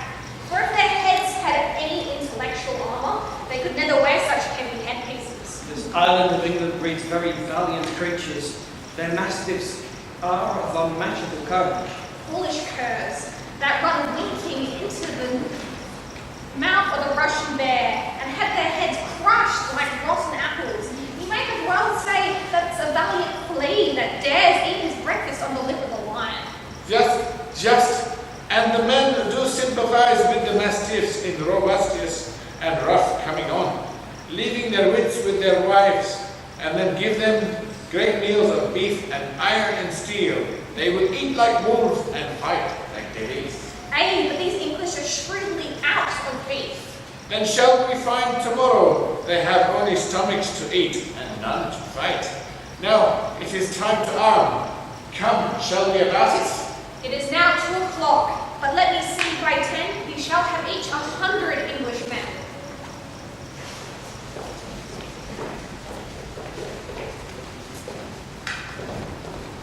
Alright, and that concludes Act 3. We're doing a 15-minute interval.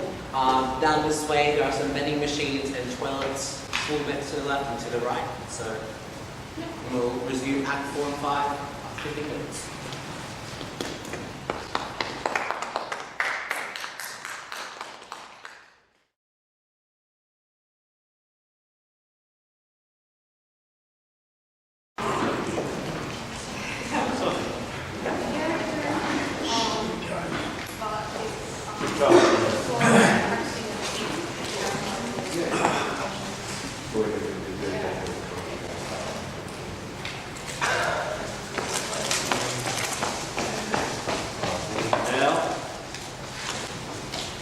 Entertain conjecture of the time, the creeping murmur and the pouring dark builds the wide vessel of the universe. From camp to camp, through the foul gloom of night, the hum of either army stilly sounds that the fixed sentinels almost receive the secret whispers of each other's watch. Fire answers fire, and through their paly flames, each battle sees the other battle's umbered face. Steed threatens steed and high, boastful neighs piercing the night's dull air.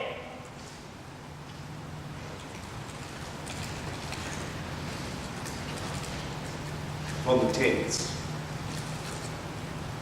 the arms, accomplishing the nights, closing rivets up with their hammers, giving a dreadful note of preparation.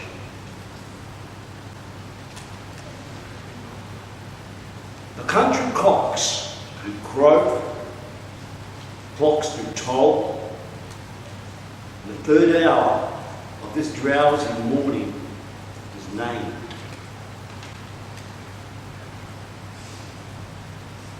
Proud of their numbers, secure in the soul, the confident and overlusting French, do the low-rated English play at dice, and chide the crippled, tardy-gated knight, who like a foul and ugly witch doth limp so tediously away. The English, the poor condemned English, sit by their fires like sacrifices, and their gesture is so sad they invest these lank, lean cheeks, war-torn coats. They presented themselves under the heavens like horrid ghosts.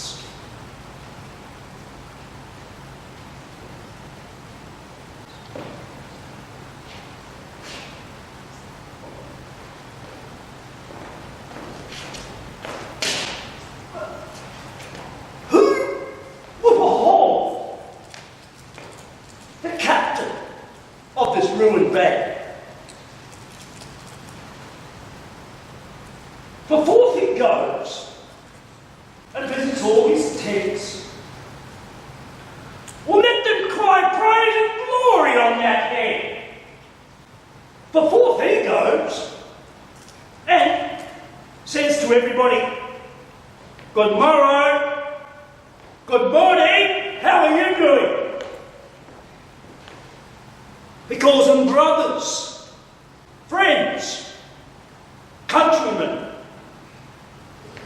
On his royal face, there is not one note of how dread an army doth surround the dead, nor doth he dedicate one jot of colour unto the weary law-watch night.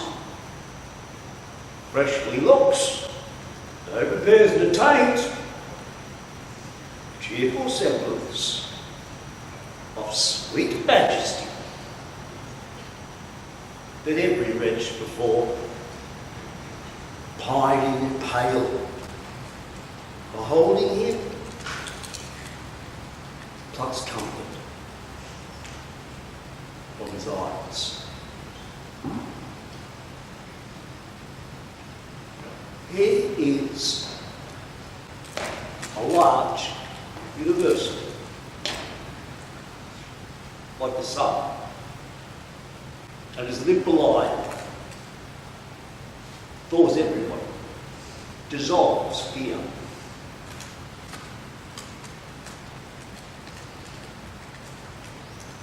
And as unworthiness may,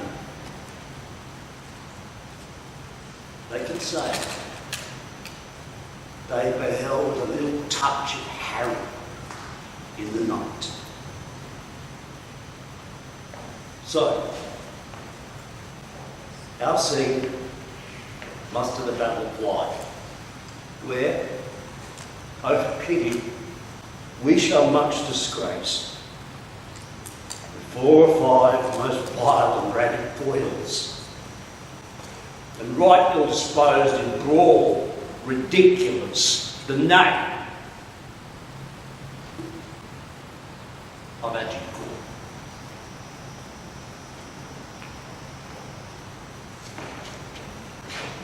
It's sit and see. Mind you true things, what mockeries may be.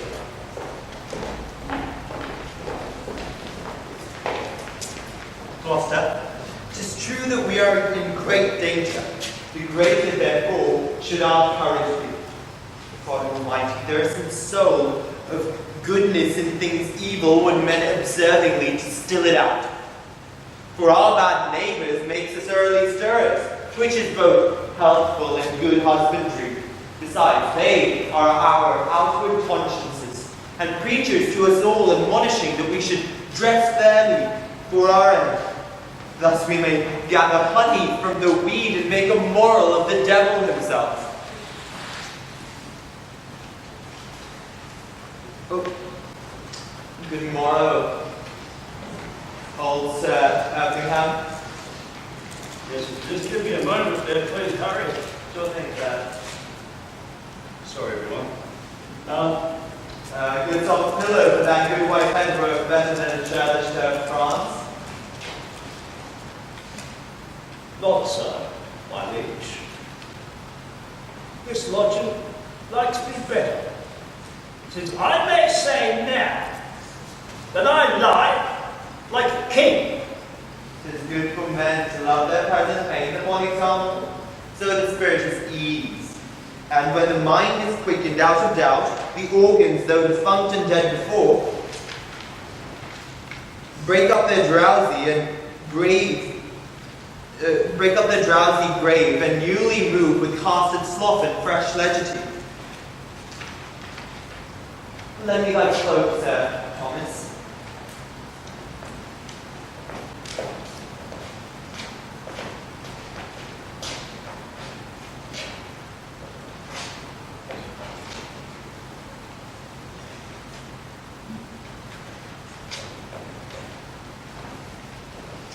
Commend me to my princes in our camp. Do my good march them, and anon desire them all to my pavilion. We shall. Shall I attend, your grace? Then my good night. Go to my lord's Wigmitten. I and my bosom must debate a while, and then I with no other company. The Lord in heaven bless you, noble Harry. God have mercy, old heart, thou speakest cheerfully.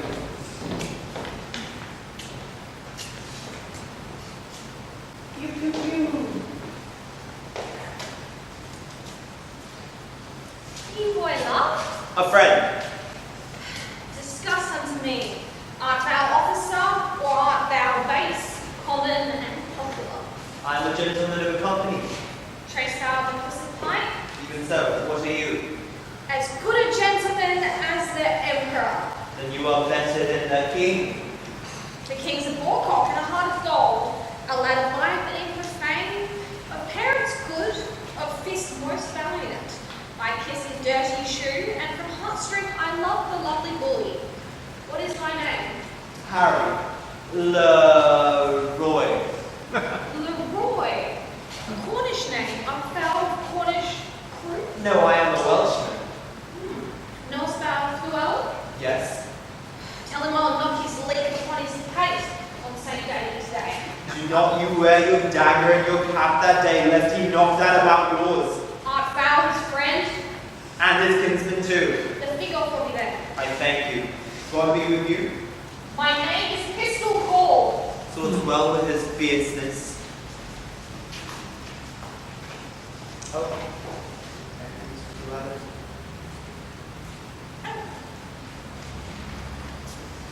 So in the name of Jesus Christ, Captain Gower. Captain Llewellyn! so in the name of Christ Jesus, speak fewer.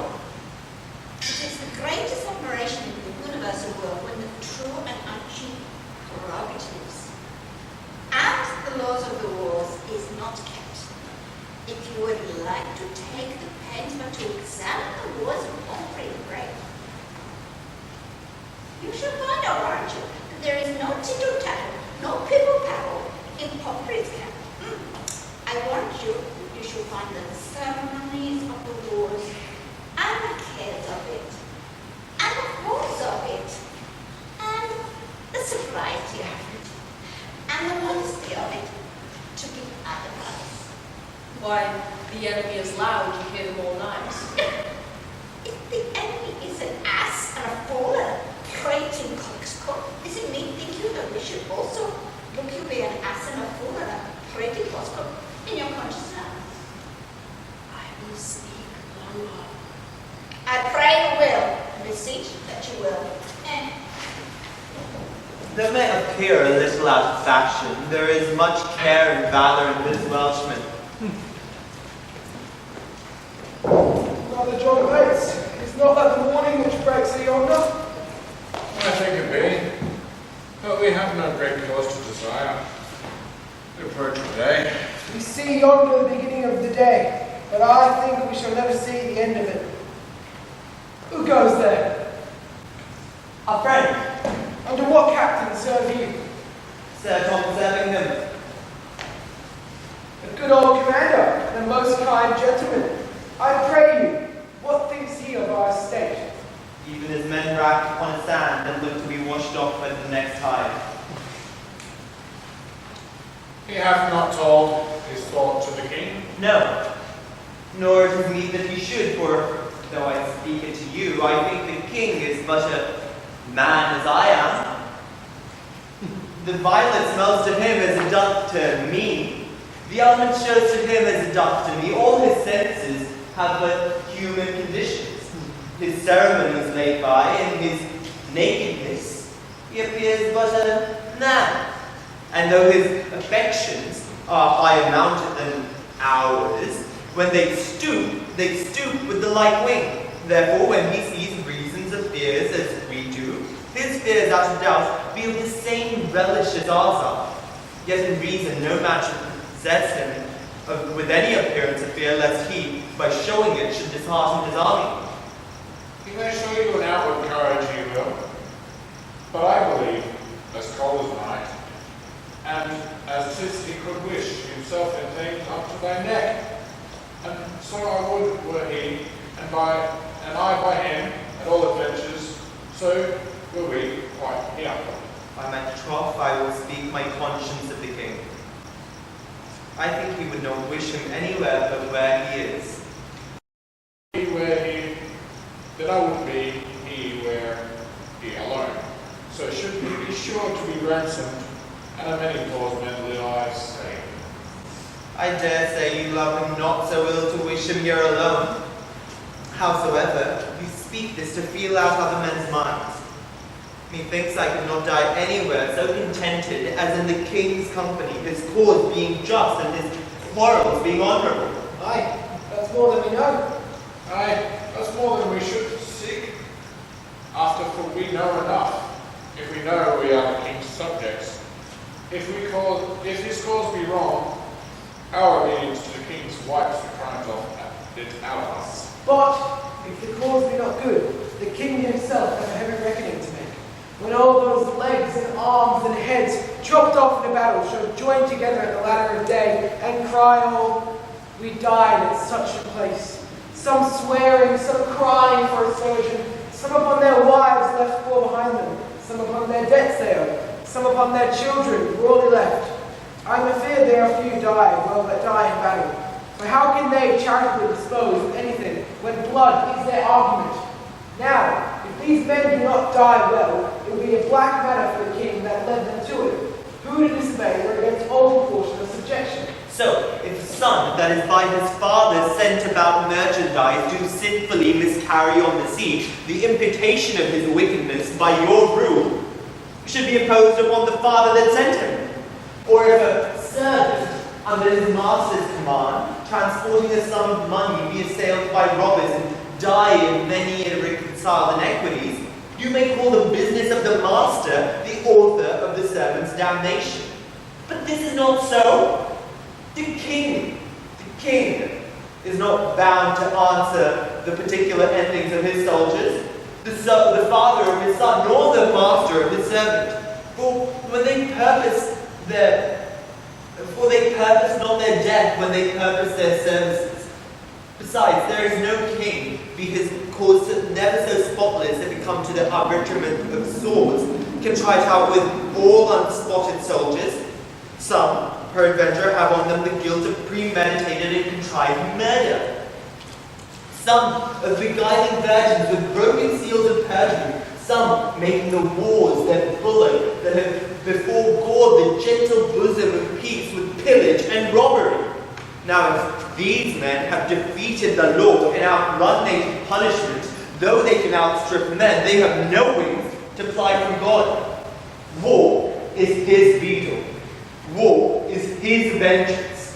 So that here men are punished for before breach of the king's laws in now the king's quarrel. Where they feared the death, they have borne life away, and where they would be safe, they perish.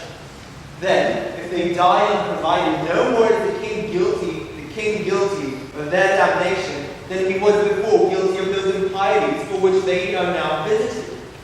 Every subject's duty is to the king's, but every subject's soul is their own. Therefore should every subject in the wars do as every sick man in his bed, wash every mote out of his conscience, and dying so, death is to him advantage, and not dying, the time was blessedly lost, wherein such preparation was gained. And in him, that escapes, it were not a sin to think that, making God so free an offer, he let him outlive that day to see his greatness and to teach others how they should prepare. 'Tis certain, every man that dies ill, the ill upon his own head. The king is not to answer to it. I do not desire he should answer for me, and yet I determined to fight lustfully for him. I myself heard the king say he would not be ransomed. Aye, he said so to make us fight cheerfully. But when our throats are cut, he may be ransomed, and we never the wiser. If I live to see it, I will never trust his word after. You pay him then. That's a perilous shot out of the elder gun that a poor and private displeasure can do against a monarch. You may as well go about to turn the sun to ice, with fanning in his face with a peacock's feather. You'll never trust his word after. Come, 'tis a foolish shame. Your reproof is something to round. I should be angry with you if the time were convenient. Let it be a quarrel between us, if you live. I embrace it. How shall I know thee again? Give me any gage of thine, and I will wear it in my bonnet. Then if thou ever darest acknowledge it, I will make it my quarrel. Here's my glove. Give me another of thine. There. This will I also wear in my cap. If ever thou come to me and say after tomorrow, this is my glove, by his hand I will take thee a box on the heel. Well, I will, if I ever live to see it, I will challenge it. Thou dost as well be hanged. Well, I will do it, though I take thee in the king's company. Keep thy word. Very well. Be friends, ye English fools. We have French quarrels enough. You can tell how to reckon. Indeed, the French may lay 20 crowns to one they will beat us, for they bear them on their shoulders. But it is no English treason to cut French crowns, and tomorrow the king himself will be a clever. Upon the king, lest our lives, our souls, our debts, our careful wives, our children, and our sins lay on the king. We must bear all. Oh, hard condition, twin born with greatness, subject to the breath of every fool, whose sense can no more feel but his own ringing. What infinite heart's ease must kings neglect that private men enjoy? And what have kings that privates have not too, save ceremony, save general ceremony? And what art thou, thou idle ceremony? What kind of God art thou that sufferest more of mortal griefs than do thy worshippers? What are thy rents? What are thy comings in? O ceremony, show me but thy worth. What is thy soul of adoration? Art thou aught else but place, degree, and form, creating awe and fear in other men, wherein thou art less happy being feared than they in fearing? What drinkest thou oft, instead of homage sweet, but poison flattery? Oh, be sick, great greatness, and bid thy ceremony give thee cure. Thinkest thou the fiery fever will go out with titles blown from adulation? Will it give place to flexure and low bending? Canst thou, when thou commandest the beggar's knee, command the health of it? No, thou proud dream that plays so subtly with a king's repose. I am a king that find thee. I know, 'tis not the bar, the sceptre and the ball, the sword, the mace, the crown imperial, the entissued robe of gold and pearl, the faceted title running for the king, the throne he sits upon, nor the tide of the pomp that beats on the high shore of this world. No, not all of these thrice gorgeous ceremony, not all of these laid in bed majestical, can sleep so soundly as the wretched slave, who, with body filled and vacant mind, gets him to rest, crammed with distressful bread. Never sees horrid night, the child of hell, but like a lackey from rise to set, sweats in the eye of Phoebus, and all night sleeps in Elysium. The next day, after dawn doth rise and help Hyperion to his horse, and follow so the ever-running year with profitable labour to his grave. And but for ceremony, such a wretch, winding up days with toil and nights with sleep, had the forehand advantage of a king. The slave, a member of the country's peace, enjoys it, but in Gray's brain little wot's what watch the king keeps to maintain the peace, whose ours the peasant best advantages. My lord, your nobles, jealous of your absence, seek through your camp to find you. Good old knight, collect them all together at my tent. I'll be before thee. I shall do it, my lord. Oh, God of battle, steel my soldiers' heart. Possess them not with fear. Take from them now the sense of reckoning or the opposed numbers. Pluck their hearts from them.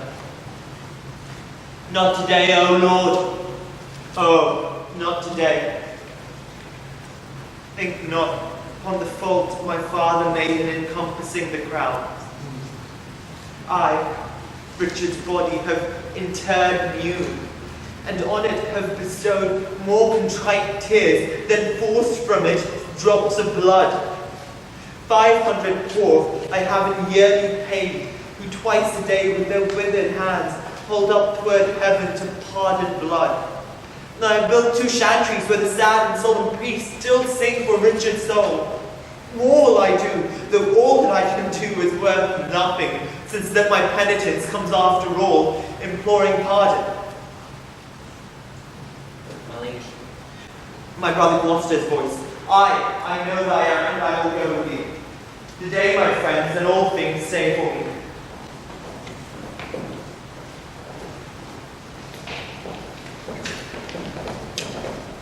The sun doth gild our armour, up my lords. Santé, Chaval! My horse valet, lucky.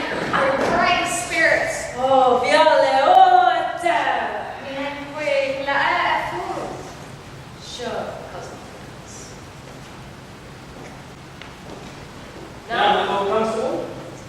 How our steeds have for present service nigh? Mount them and make incisions in their hides, that their hot blood may spin in English eyes, and doubt them with superfluous courage. What, when you have them weep our horses' blood? How shall we then behold their natural tears? The English are in battle with French peers. To horse, you gallant princes, straight to horse.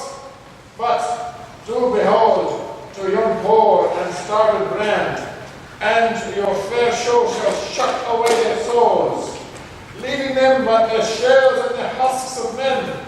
There is not enough work for all our hands, scarce blood enough in all their sickly veins, to give each naked cock's owl sustain. That our French galleons shall today draw out and sheath for lack of sport. Let us but blow on them, the vapor of valor will return on them. 'Tis positive against all exception, lords, that our lackeys and our peasants, who in uncertainty action swarm about our squares of battle, were enough to purge this field of such a hiding foe, though we're upon this mountain's basis by took stand for idle speculation. But that little honor must not. What to say? A very little let us do, and all is done.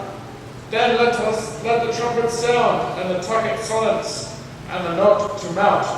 For approach shall so much dare the field, that England shall cast down in fear and yield. Why do you stay so long, my lords of France? Yon island cardinals, desperate of their bones, ill-favouredly become the morning veils. Their rocket carvers horribly are left loose, and our air shakes them passing, scornfully.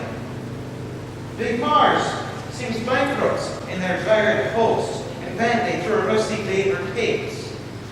The horsemen sit like fixed candlesticks with torch staves in their hands, and their crotchets locked down their heads, drooping the hoods to the hips. The gun down roping from their pale dead eyes, and in their pale, dull mouths, the gamel pits lay sprawled with choice grass, still and motionless, and their executors, the knavish crows, like o'er them all, impatient for their hour. Description cannot suit itself in words to demonstrate the life of such a battle, in life so lifeless as it shows itself. They had their prayers, and they have saved for their death. Shall we go send them dinners and fresh suits and give their fast horses provender and after fight with them? I stay but for my girl. Unto the field. I will use the banner for a trumpet take, and use it for my haste. Come away. The sun is high, and we shall outwear the day.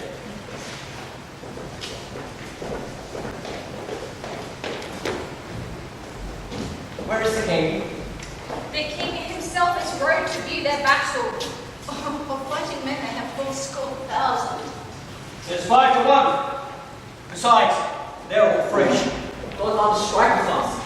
It is a fearful odds. God be with you, Princess all. Ours my charge.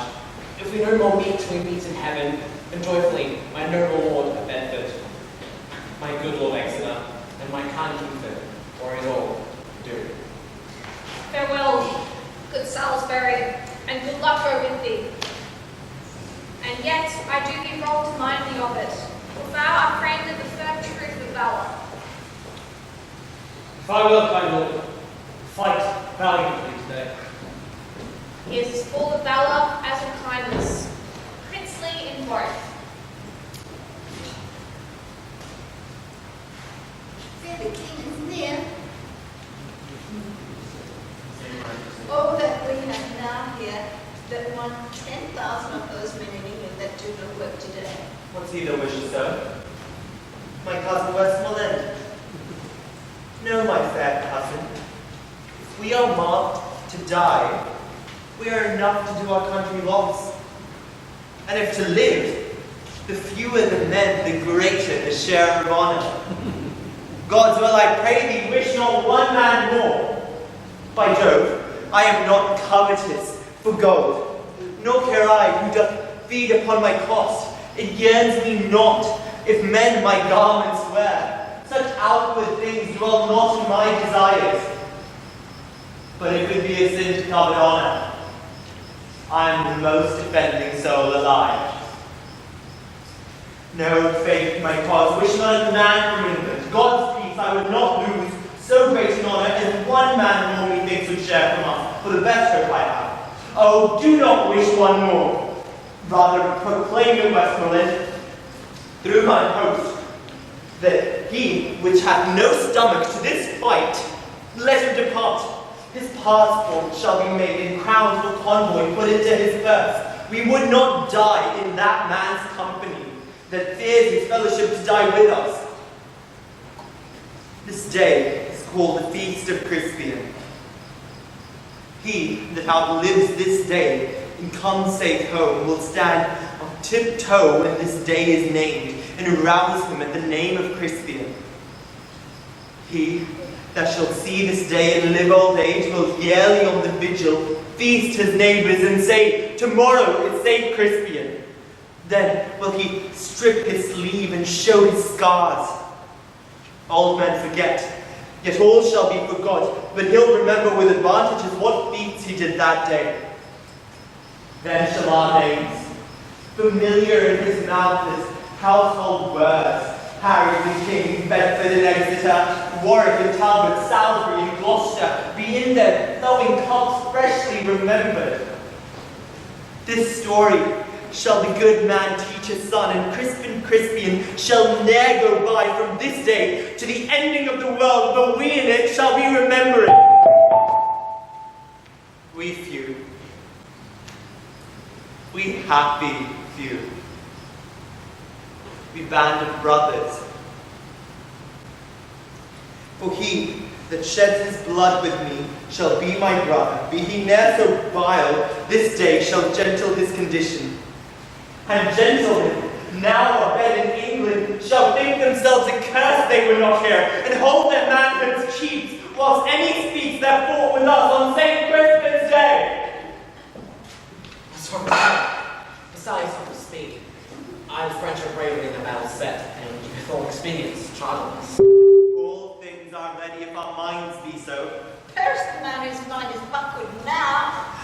must not wish more help from England now, cause God, no, I wish. Would you and I alone, but without more help, could fight this Roman battle. why now thou bist unwished 5,000 men, which likes thee better than to wish us one. You know your places, God be with you all.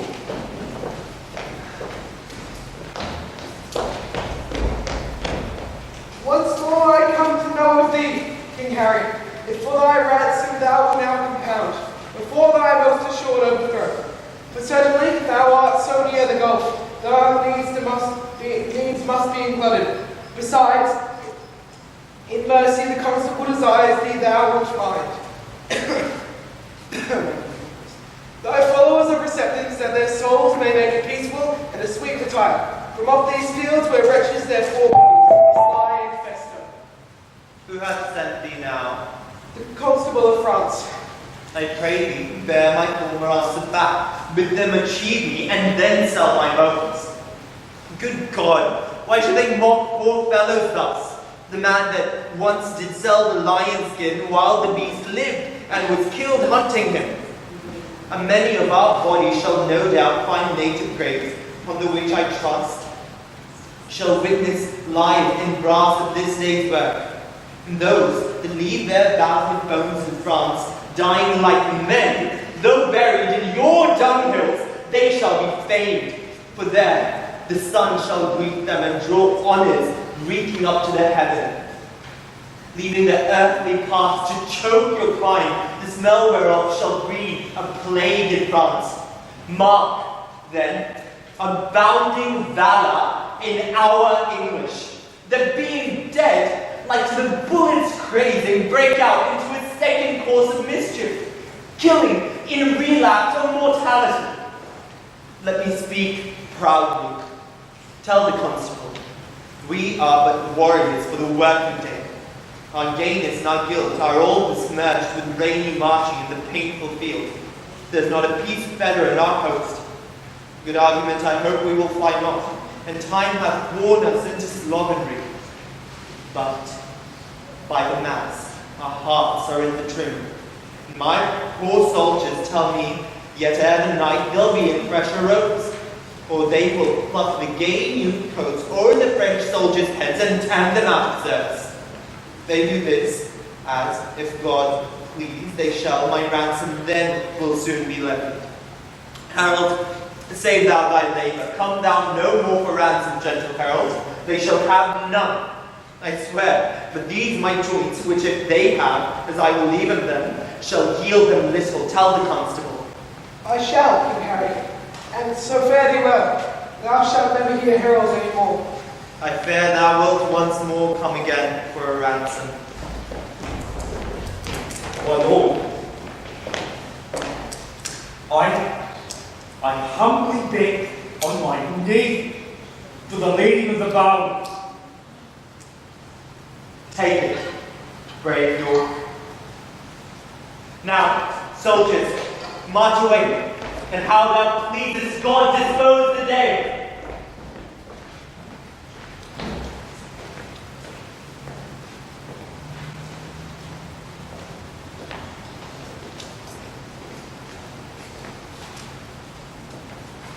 You cur!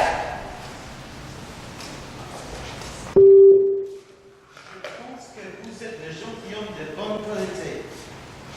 Quality comes costume. Art thou gentleman?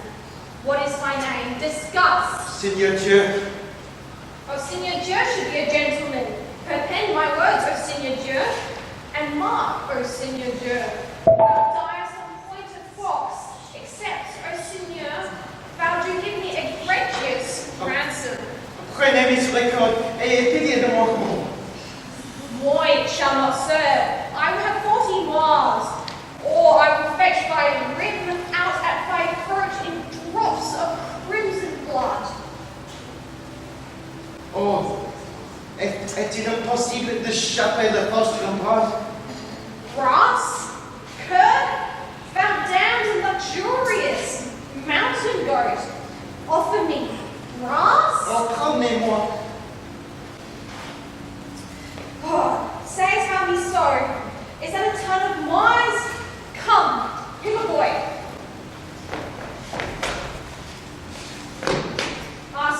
slave in French. What is his name? Écoutez, on a été voir voler. Monsieur Lafayette. He says his name is Master Fur. Master Fur. I'll fur him and fix him and ferret him. Discuss the same in French unto him. I do not know French for fur and ferret and fur. Bid him prepare, for I will cut his throat. Que dit-il, monsieur? Il me commandait voir d'ailleurs que voir fête soit prêt. À ce soldat ici disposait de cette modèle pour votre gauche. What are his words?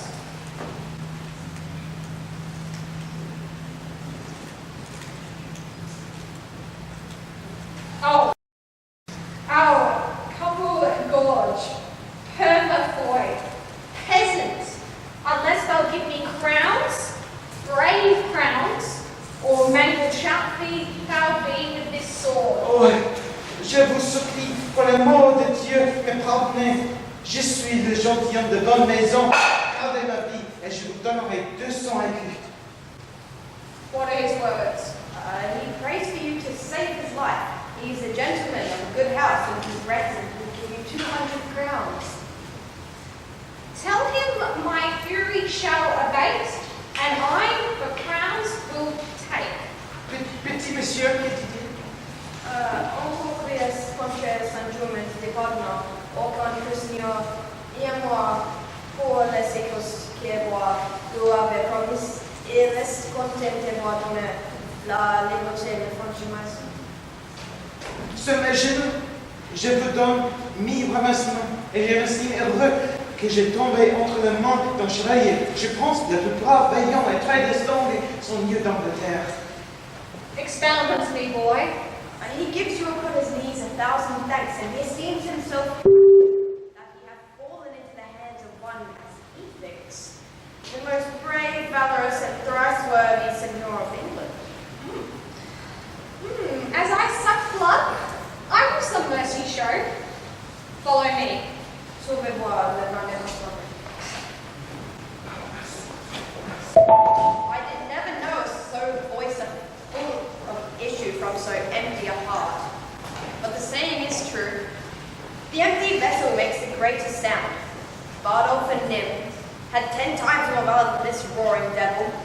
I the whole play, and everyone made heads nailed with a wooden dagger. And they are both hanged. And so would this be if he durst steal anything adventurously. I must stay with the lackeys with the luggage of our camp. The French might have a good prey of us if he knew of it. For there is none to guard it, boys.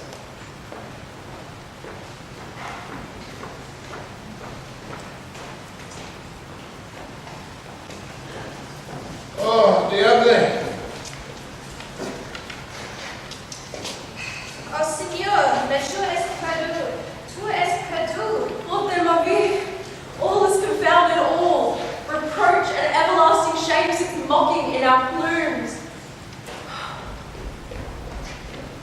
Oh, méchant fortune, do not run away. Why all our ranks are broke? Why, oh, perdurable shame. Let's stab ourselves.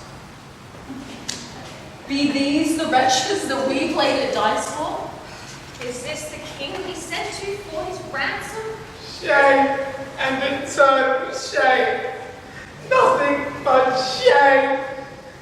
Let us die in once more, back again, and he that will not follow burden now. Let him go hence, and with his cap in his hand, like a base handle of the chamber door, whilst by a slave no gentler than my dog, his fairest daughter is contaminated. This other has spoiled us.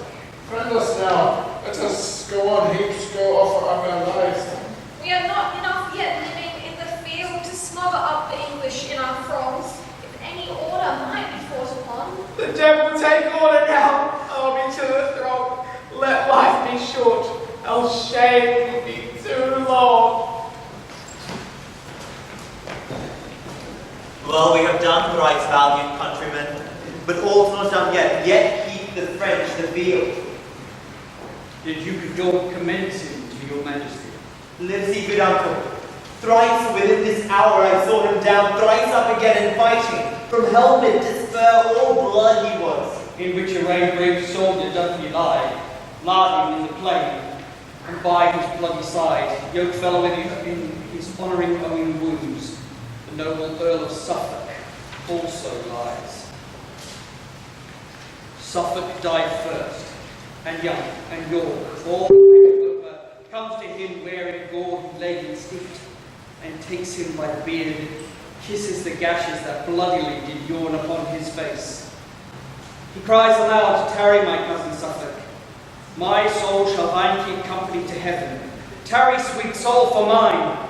Then fly abreast, as in this glorious and well-foughten field we kept together in our chivalry. Upon these words I came, and I cheered him up. He smiled me in the face, brought me his hand, and with his feeble grip says, Dear my lord, commend my service to my sovereign. And so he did turn, and over Suffolk's neck threw his wounded arm, and kissed his lips. And so espoused to death with blood he sealed the testament of noble envied love. Pretty and sweet Marrow had forced those waters from me which I would have stopped, but I had not so much of a man in me, and all my mother came into my eyes, and I gave up to tears. I blame you not. For hearing this I must perforce compound with my full eyes, or they will issue too. But hark!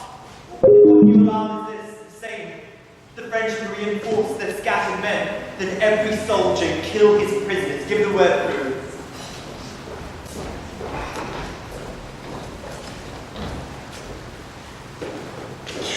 Boys, of the luggage?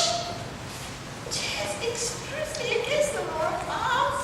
'Tis an outright piece of knavery recognized being offered in our conscience. Now is it not? 'Tis certain there's not a boy left alive. The cowardly rascals that ran from the battle have done this slaughter. Besides, they have burned and carried away all that was in the king's tent. Wherefore the king, most worthily, hath caused every soldier to cut his prisoner's throat. 'Tis a gallant king. Aye, he was born at Monmouth, Captain Gower. What do you call the town's name where Alexander the Great was born? Alexander the Great. Why, I pray you, is not Pete great? The Pete or the great or the mighty or the huge or the magnificent is over. Say the phrase, little variations. I think Alexander the Great was born in Macedon. His father was Philip of Macedon, as I recall.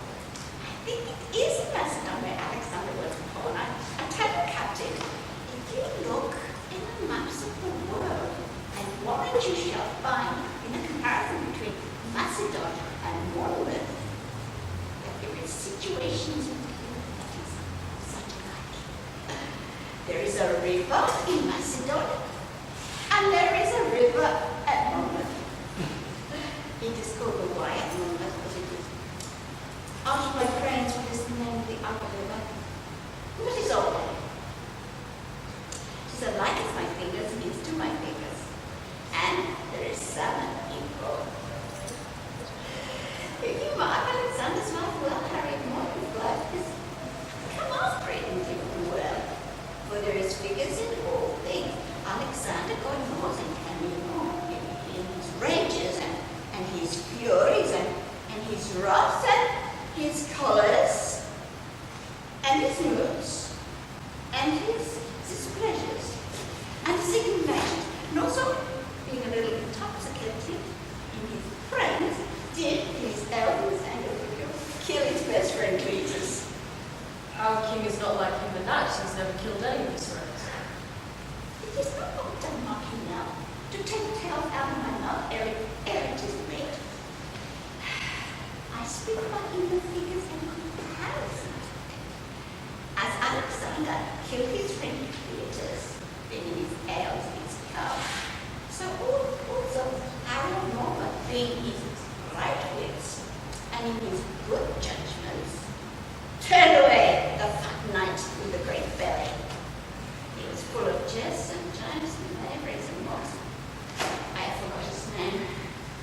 Sir John Forsyth. That is him. I tell you, there is good men born up in London. Here comes His Majesty.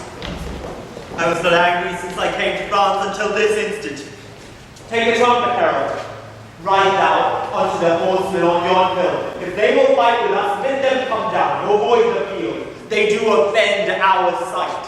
If they'll do neither, we will come up to them and make them skirl away as swift as stones, then force it from the old Assyrian slings. Besides, we'll cut the throats of those we have, not a man that though we shall taste our mercy. Go and tell them so. Here comes the herald of the French, my lady. His eyes are humbler than they used to be. How now, what means this, herald? Knowest thou not that I find these bones of mine for ransom? Comest thou again for ransom? No, great king, I come to thee for charitable license, that we may wander over this bloody field, to book our dead and then to bury them, to sort our nobles from our common men, for many of our princes, woe the while, lie drowned and soaked in mercenary blood. So do our vulgar drench their present limbs in blood of princes, and the wounded steeds spread fetlock deep in gore, and with wild rage york out their armed heels at their dead masters, killing them twice. Oh, give us leave, great king, to view the field in safety and dispose of their dead bodies. I tell thee truly, herald, I know not now if the day be ours or no, but yet many of your horsemen peer and gallop over the field. The day is yours. Yes! Praise be God and God our strength for it! What is this castle they call that stands hard by? They call it Agincourt. Then we will call it the field of Agincourt, fought on the day of Crispin Crispianus. Your grandfather, famous memory, and it is your majesty, and your great uncle, Edward the Black Prince of Wales, as I have read in the chronicles, fought a most brave battle here in France. They did Llewellyn. Your majesty says very true. If your majesty is remembered of it, the Welshman did good service in the garden when Exeter, wearing licks in among the taps, which your majesty know to this hour is an honorable badge of the service. And I do believe your majesty takes no scorn to wear the lake upon St. David's Day. I wear it for an memorable honor, for I am Welsh, you know the country. All the water in the wine can of Welsh. Wash your majesty's Welsh blood out of your body. I can tell you that. God bless it and preserve it as long as it pleases his grace and his majesty too. Thanks, my good country. Jesus, I am your majesty's countryman. I cannot ignore it. I will confess it to all the world. I need not be ashamed of your majesty, as long as your majesty is in God keep me so. Go with them. Bring me notice of our numbers dead on both our parts.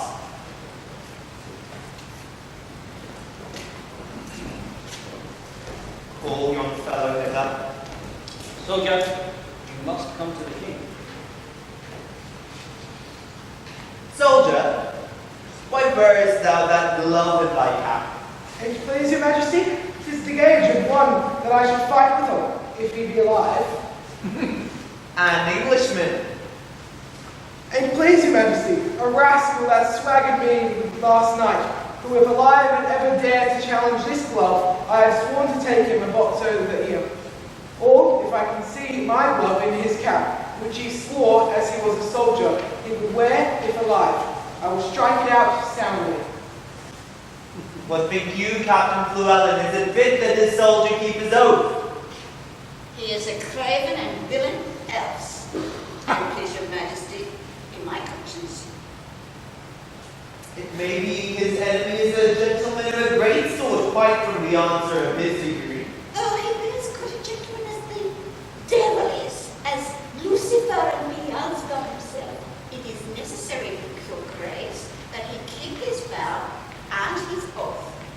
If he be perjured, see you now his reputation is an arrant villain and a jacksaw, as if his blood should trod upon the God's ground. And in my conscience is. Then, keep thy vow, sirrah, when thou meetest the fellow. So I will, my liege, as I live. Who servest thou under? And the Captain Gower, my liege. Gower is a good captain, and good knowledge and literature in war. Call them hither to me, soldier. I will, my liege. Go is a good captain. Here, Llewellyn. Wear thou this favour for me and stick it in thy cap. And when Alonson and myself were down together, I plucked this glove from his helm. And if any man challenge this, he is a friend to Alonson, and an enemy to our person. If thou encounter any such apprehension, and thou dost love me. Your Grace does me as great honours as can be desired in possibly subjects. I would fain see the man that has but 2 legs shall find himself aggrieved at this glove. I would fain see it once, and please God of his grace that I might see it. Knowest thou Gower? He is my dear friend and Lucifer. Pray thee, go seek him and bring him to my tent. I will fetch him.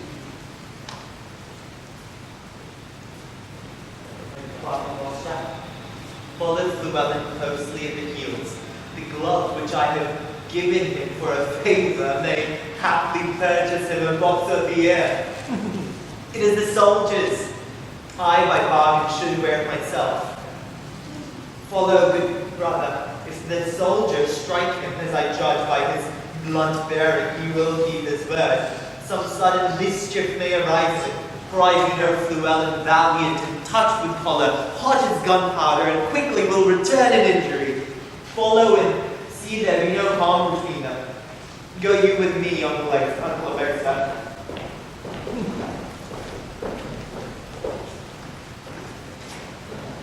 I warrant it is tonight, you, Captain. God's will and his pleasure, Captain, I beseech you now, come on face to the king. There is more good toward your peradventure than is in your knowledge to bring him up. Sir, never you disclose? This glove. I know the glove is a glove. I know this, and thus I challenge it. A treasure, as in any in the universe will only in France or in How now, sir, you villain! Do you think I'll be forsworn? Stand away, Captain Gower. I will give treason his payment unto blows. I warrant you. I am no traitor.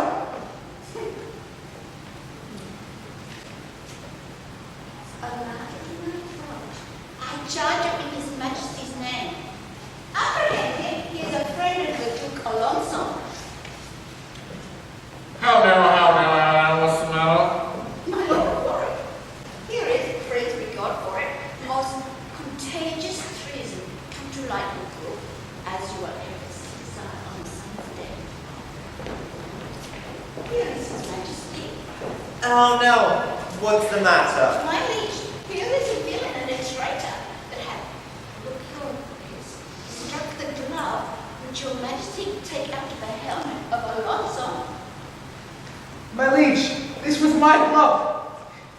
Here is the fellow of it. And he that I gave it to in chain promised to wear it in his cap. I promised to strike him if he did. I met this man with my glove in his cap, and I have been as good as my word. Majesty, he not said you went to the... What an arrant, rascally, beggarly lost name. It is. I hope your majesty is bear witness with me, an avouchment that this is the glove of Alonso, and your majesty is giving me in your conscience now. Give me thy glove, soldier.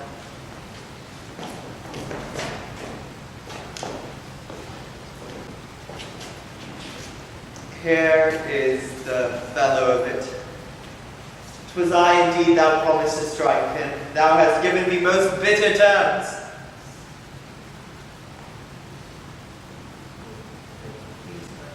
And please your majesty, let his neck answer for it, if there is any martial law in the world.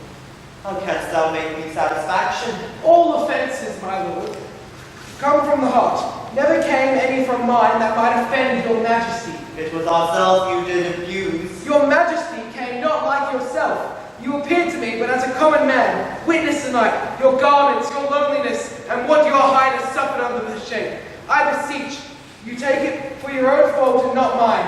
For had you been as I took you for, I made no offence. Therefore, I beseech your highness. Uncle of Exeter, fill this grove with crowns and give it to this fellow. Keep it, fellow, and wear it for an honor in thy cap, till I can challenge it. Give him the crowns. Captain, you must needs be friends with her. By this day in his light, this fellow has mentally nothing in belly. Oh. Here's 12 pence for you, and I pray you to serve God and keep you out of quarrels and trouble and quarrels and dissensions. And I warrant you it is better for you. I will none of your money. It is with a good will. I can tell you it will serve you to mend your shoes. Come, wherefore should you be so bashful? Your shoes is not so good. It's a good shilling, I warrant you, I won't change it. Now, Harold, are the dead numbered? Here's the number of the sort of French. What prisoners of good sort are taken up for?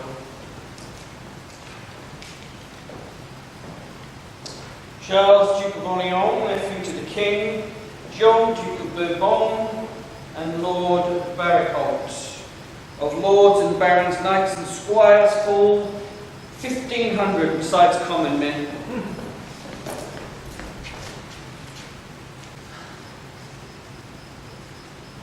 Snow doth tell me of 10,000 French that lie in the field slain.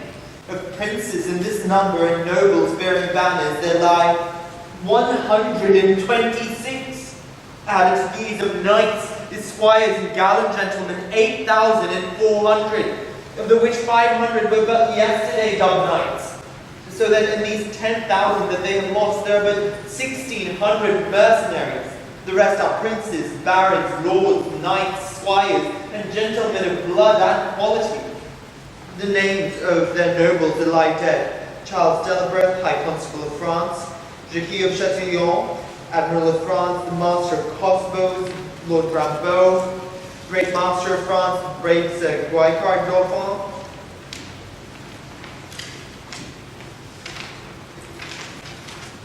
John, Duke of Alençon; Anthony, Duke of Bourbon; the brother to the Duke of Burgundy, and Edward, Duke of Bar; of lusty earls, Grand Prix and Roussy, Falconbridge and Poix, Beaumont and Malay, Vaudemont and Lestral, heralds of royal fellowship of death. Where is our number of English dead?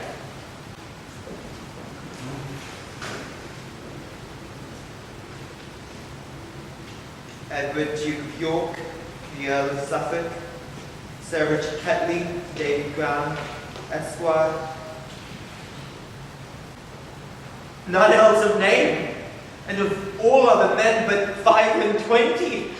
Oh God, thy arm was here, and not to us but to thy arm alone ascribe we all, when without stratagem but in plain shock, and even in the play of battle was ever known so great and so little loss on one part on the other.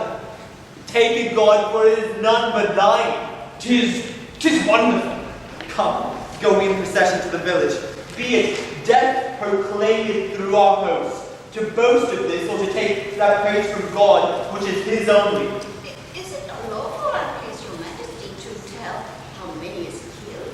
Yes, Captain, but with this acknowledgement that God fought for us.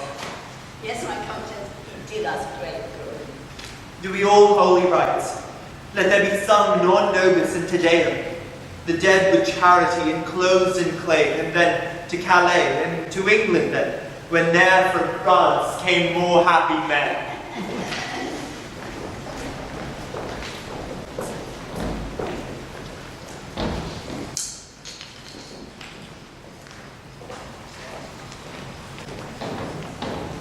Vouchsafe to those that have not read the story that I might not be, and such as have, I humbly pray they will admit the excuse of time, of distance, and of the due course of things which cannot in their proper life be here presented. Now, we bear the king to Calais. Grant him their scene, heaving away with your winged thoughts athwart the sea. Behold, the English beach pales in the flood of men, wives, boys, whose shouts and claps outvoice the deep-mouthed sea, which, like a mighty whiffler before the king, seems to prepare his way. So let him land.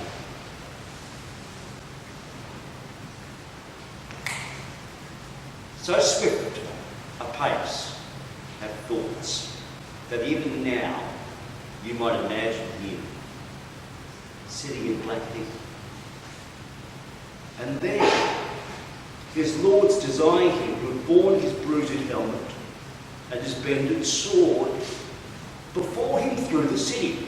He, the Vincent, being free from baneness and self-glorious pride, giving for trophy, signal, and ostent quite from himself to God. But now, behold, quick forward, working house of thought, how London doth pour out its citizens. The mayor and all his brethren in best sort, like to the senators of antique Rome, with the plebeians swarming at their heels. They go forth and they fetch their conquering Caesar in. And, by a lower and lovely likelihood, we're now the general of our gracious emperors, as in good time he may, from Ireland coming, bringing rebellion broached on his sword. How many would the peaceful city quit to welcome him? Well, much more did they this Harry. Now, in London place here, as yet, lamentation of the French invites the King of England to stay at home. The Emperor's coming, on behalf of France, to order peace between them. It had been all occurrences, whatever chanced, from Harry's baptism to return again to France. Now, there must we bring him. Myself have played the into it by remembering Euge's past. Brook your judgment and your eyes advance after your thoughts. Send him straight back to France.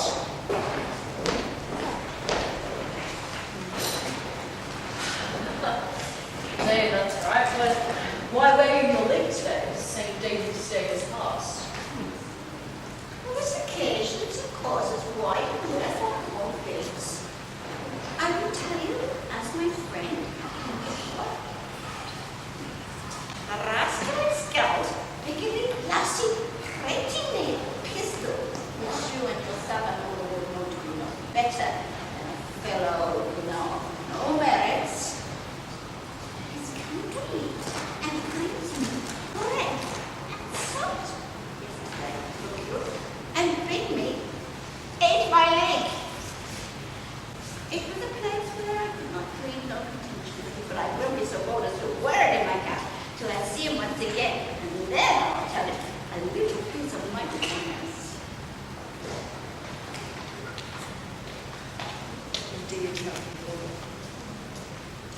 Why, here he comes down, swelling like a turkey cock. She's no matter for his swelling snorri, turkey cocks. God bless you, aren't you? He's a scaredy lassie, nay. God bless you.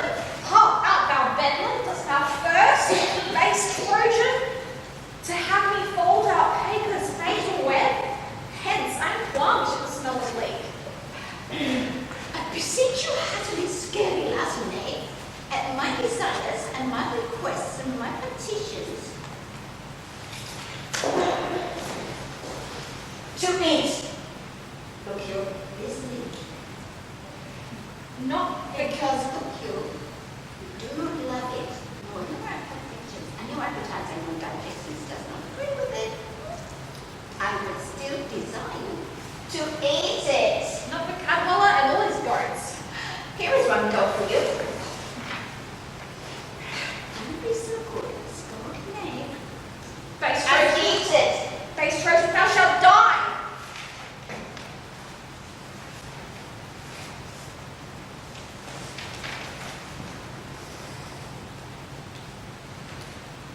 Die. You say very true, Scott Knave, when God wills it. I will desire you to live in the meantime and eat your victuals. Come, let's go to you. You called me yesterday Mountain Squire, but I make you today a squire of low degree. I pray you, fall you can mock me so you can easily. I've done enough. You have astonishment. I say I will make you eat some part of my meat, or I will beat his paid for this. Must I bite? Yes, certainly. And after doubt, and after question too, and ambiguities. By this league, I will most horribly revenge. I eat, and I eat, I swear. Eat, I pray you. Will you have some more soft tunic? Quite my cudgel. Thou dost see I eat. Much good do you, good name, heartily. Nay, pray you run away. The skin is good for your broken coxcomb. When you take occasion to see these hereafter, I pray you mock at them, and that is all. Good. Okay, mix is good. Hold you. Here's a grant to him your pet. A groat. Very in truth you shall take it, for I have another leak in my pocket which you shall use. Yes, I take thy groat in earnest of revenge. If I owe you anything, I will pay you in cudgels. You shall be a woodmonger and find nothing of me but cudgels. I'll be with you, keep you, and heal your state. All hell shall stir for this. Go. You are a counterfeit, cowardly knave. Will you mock an ancient tradition begun upon an honorable respect and worn as a memorable trophy of predeceased valor? And dare not avouch any of your deeds, any of your works? I have seen you gleeking and galling at this gentleman twice or thrice. You thought that because he could not speak English in the native garb, that he could not therefore handle an English cudgel. Well, you found it otherwise, and henceforth he let a Welsh correction teach you in good English condition. There you go. Doth watch you play the housewife with me now? News have I that my doll is dead in the spittle of the malady of France, and then my rendezvous is quite cut off. Old I do wax, and from my weary limbs honour is cudgelled. Well, board I'll turn, and something lean to cut purse of quick hand. To England will I steal, and there I'll steal. And patches will I get to these cudgel scars, and swear I got them in the Galatian wars.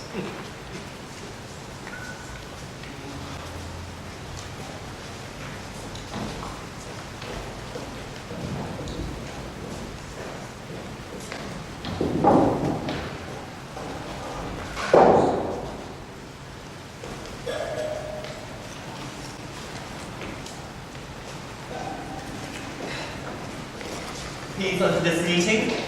We'll be on that. Unto our brother France and to our sister, health and fair time of day, joy and good wishes. And to our fair and princely cousin Catherine. And as a branch and member of this royalty by whom this great assembly is contrived, we do salute you, Duke of Burgundy, princes, French, and peers. Health to you all. By choice are we to behold your face, not wealthy but England very immense. So are you, Princess English, everyone. So happy be the issue, brother Ireland, of this good day and of this gracious meeting. as we are now glad to behold your eyes which hitherto have borne in them against the French that met them in their bed, the fatal bulls of the murdering basilisks. The venom of such looks we fairly hope have lost their quality, and that this day shall change all griefs and quarrels into love. To cry out men to that, and thus reappear. You English princes all, I salute you.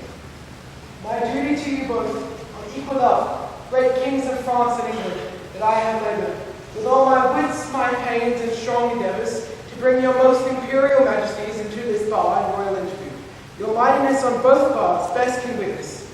Since then, my office hath so far prevailed, that face to face and royal eye to eye, you have agreed. Let it not disgrace me. If I demand before this royal view what rubble, what impediment there is, why that the naked, poor, and manly peace, dear nurse marks, plenties, and joyful births, should not in this best garden of the world, our fertile France, put up her lovely visage. Alas, she hath from France too long been chaste, and all her husbandry doth lie on peace, corrupting in its own fertility. Her vine, the merry cheer of the heart, unpruned dies. Her hedges, even twitch, like prisoners widely overgrown with hair, put forth disordered twigs. Her fallow leaves the diamond, hemlock and raspberry doth bring upon, while that the golden rust that should deracinate sub-savagery. The even mead, the earth sports sweetly forth, with freckled cowslip, burnet, and green clover, wanting the sight, little uncorrected, rank conceives by idleness, and nothing tings but hateful dogs. Rough thistles, ketseas, burrs, losing both beauty and utility. And all our vineyards, fallows, meads, and hedges, defective in their natures, grow to wildness. Even so, our houses and ourselves and children have lost, who do not learn for want of time, the sciences that should become our country, but grow like savages as soldiers, who nothing do but meditate on blood, to swear in stern looks, diffuse attire, and everything that seems unnatural, which to reduce into our form of favour, you are assembled, and my speech entreats that I may know the wide gentle peace, should not expel these inconveniences, and bless us with her former qualities. Duke of Burgundy, you would the peace, whose one gives growth to the imperfections which you have cited, you must buy that with full accord to all our just demands, whose tenors and particulars you have scheduled briefly in your hands. The king hath heard them, to the which as yet there is no answer made. Well, then, the peace which you before so urged lies in his answer. I have but with a customary eye or a glance the articles. Pleases your grace to appoint some of your council present need to seek with us once more with better eat to survey them. We will certainly pass our accepted mandatory answer. Brother, we shall. Go on to Exeter, and Brother Clarence, go with the king and take you with free power to ratify or metal altar as your residence best shall see advantageable for our dignity. Anything in or out of our demands, and will consign thereto. Will you, fair sister, go with the princes or stay here with us? Oh, gracious brother, I will go with them. Happily, a woman's voice may do some good when articles too nice and much bestowed. Yet, leave our cousin Catherine here with us. She is our capital demand, who complies with the four ranks of our articles. She hath good leave.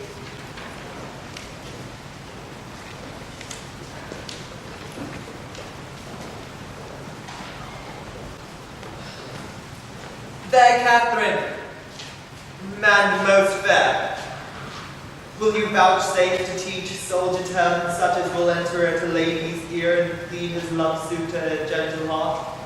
Your Majesty shall mock at me. I cannot speak your England. Oh, fair Catherine, if you will love me soundly with your French heart, I will be glad to hear it confess it brokenly with your English tongue. Do you like me, Kate? Pardon me, why? I can't tell what is like me. An angel is like you, and you are like an angel.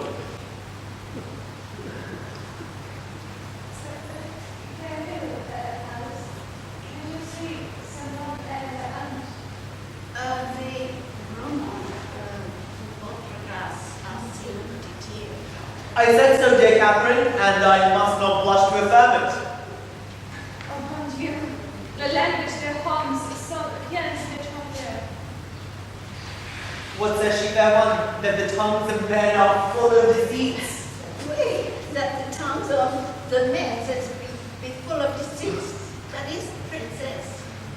The princess is the better Englishwoman. Faith, Kate, my wooing is fit for thy understanding. I'm glad thou canst speak no better English, for if thou couldst, thou wouldst find me such a plain king, that thou wouldst think I had sold my farm to buy my crown. I know no ways to mince it in love, but directly to say, I love you.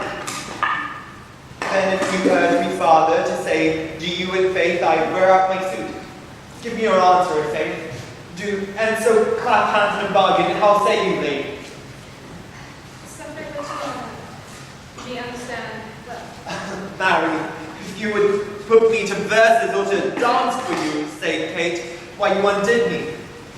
For the one I have neither words nor measure, and for the other I have no strength in measure, reasonable measure and strength. If I could win it a lady but at leapfrog, or by vaulting into my saddle with my armor on my back, under the correction of bragging be it bespoken, I should quickly leap into a wife.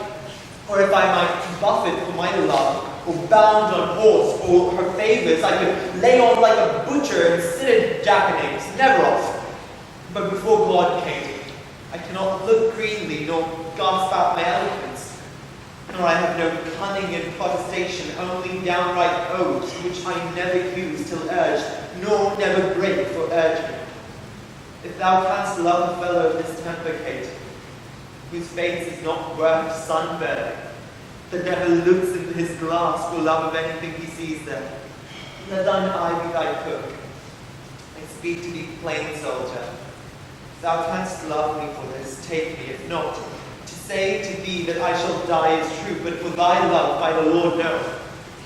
Yet I love thee too, and while thou livest, dear Kate, take a fellow of plain and uncoined constancy, for perforce he must do thee right, because he hath not the gift to woo in other places. For these fellows of infinite tongue that can rind themselves into ladies' favours, they always reason themselves out again. What? A speaker is but a prater, a rhyme is but a ballad, a good leg will fall, a straight back will stoop, a black beard will turn white, a curled pate will grow bald, a fair face will wither, a full eye will waxen, but a good heart, Kate, is the sun and the moon, or rather the sun and not the moon, for it shines bright and never changes, but keeps its course truly. Thou would have such a one. Take me. Take me, take a soldier. Take a soldier, take a king. And what sayest thou then to my love? Speak, fair one, and fairly I pray thee. Is it possible that I should love the enemy of France? No, it is not possible you should love an enemy of France, Kate, but in loving me, you should love the friend of France. For I love France so well that I will not part with a village of it. I will have it all mine. And Kate, when France is mine and I am yours, then yours is France and you are mine. I can't tell. No, Kate, I will tell thee in French, which I am sure will hang upon my tongue like a new married wife about her husband's neck, hardly to be shook off. Je crois sur les possessions de France, et quand vous avez les possessions de moi, like ici, what then? Saint Denis, be my speed. Donc, votre est France, et vous est mine. It is as easy for me, Kate, to conquer the kingdom as to speak more French. I shall never move thee in French unless it be to laugh at me. Ça fait votre honneur. Le français que vous parlez, il est mieux que l'anglais et que je parle. No, Faith, it is not, Kate, but thy speaking of my tongue and I thine, most truly falsely, must needs be granted to be much at one. But Kate, dost thou understand thus much English? Canst thou love me?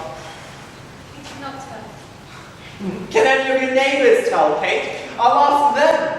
Come, I know thou lovest me, and at night, when you come into your closet, you'll question this gentlewoman about me. And I know, Kate, you will to her dispraise those parts of me that you love with your heart. But good Kate, mock me mercifully, the rather gentle princess,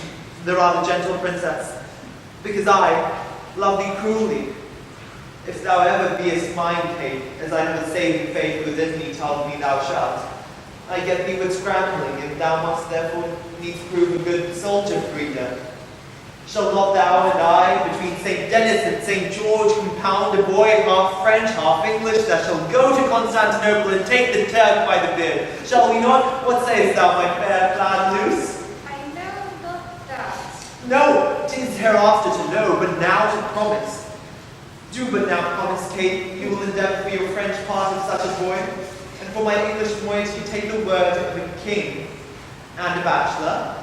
How answer you?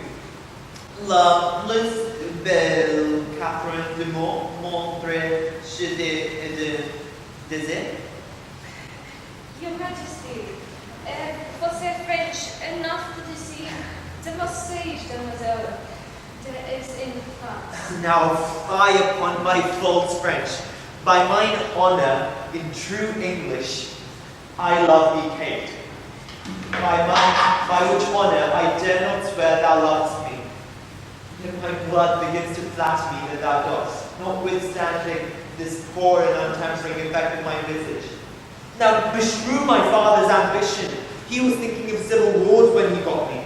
Therefore I was created with a stubborn outside, with an aspect of iron, that when I come to woo ladies, I frighten them.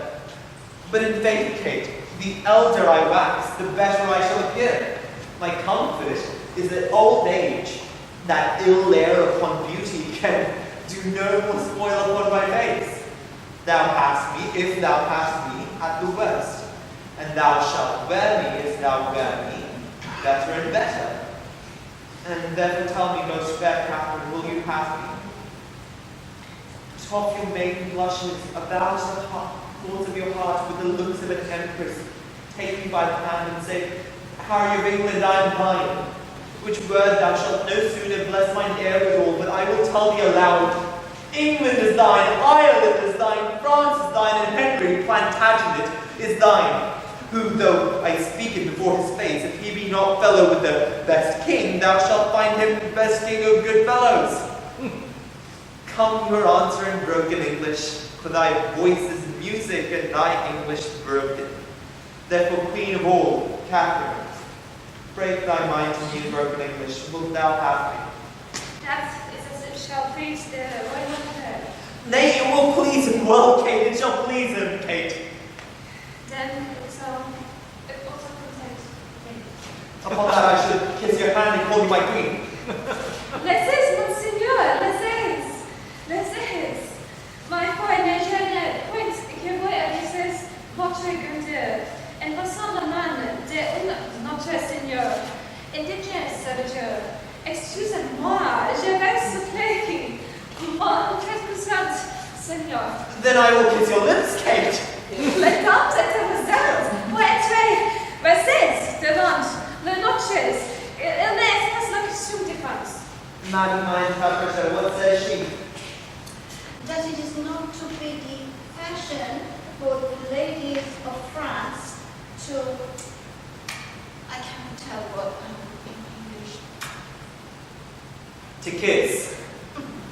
Her Majesty entendre later in man. It is not a fashion for the maids in France to kiss before they are married, would she say? Oh, you went wrong. Oh, Kate, nice customs courtesy to great kings. Dear Kate, you and I cannot be confined within the weak list of a country's fashion. We are the makers of manner, Kate, and the liberty that follows our places stops the mouth of all fine folks, as I will do yours, for upholding the nice fashion of your country and denying me a kiss. Therefore, patiently, yieldingly, you have some witchcraft in your lips, Kate. there is more eloquence and a sugar touch of them than in the tongues of the French council, and they should sooner persuade Harry of England than a general petition of monarchs. Here comes the father.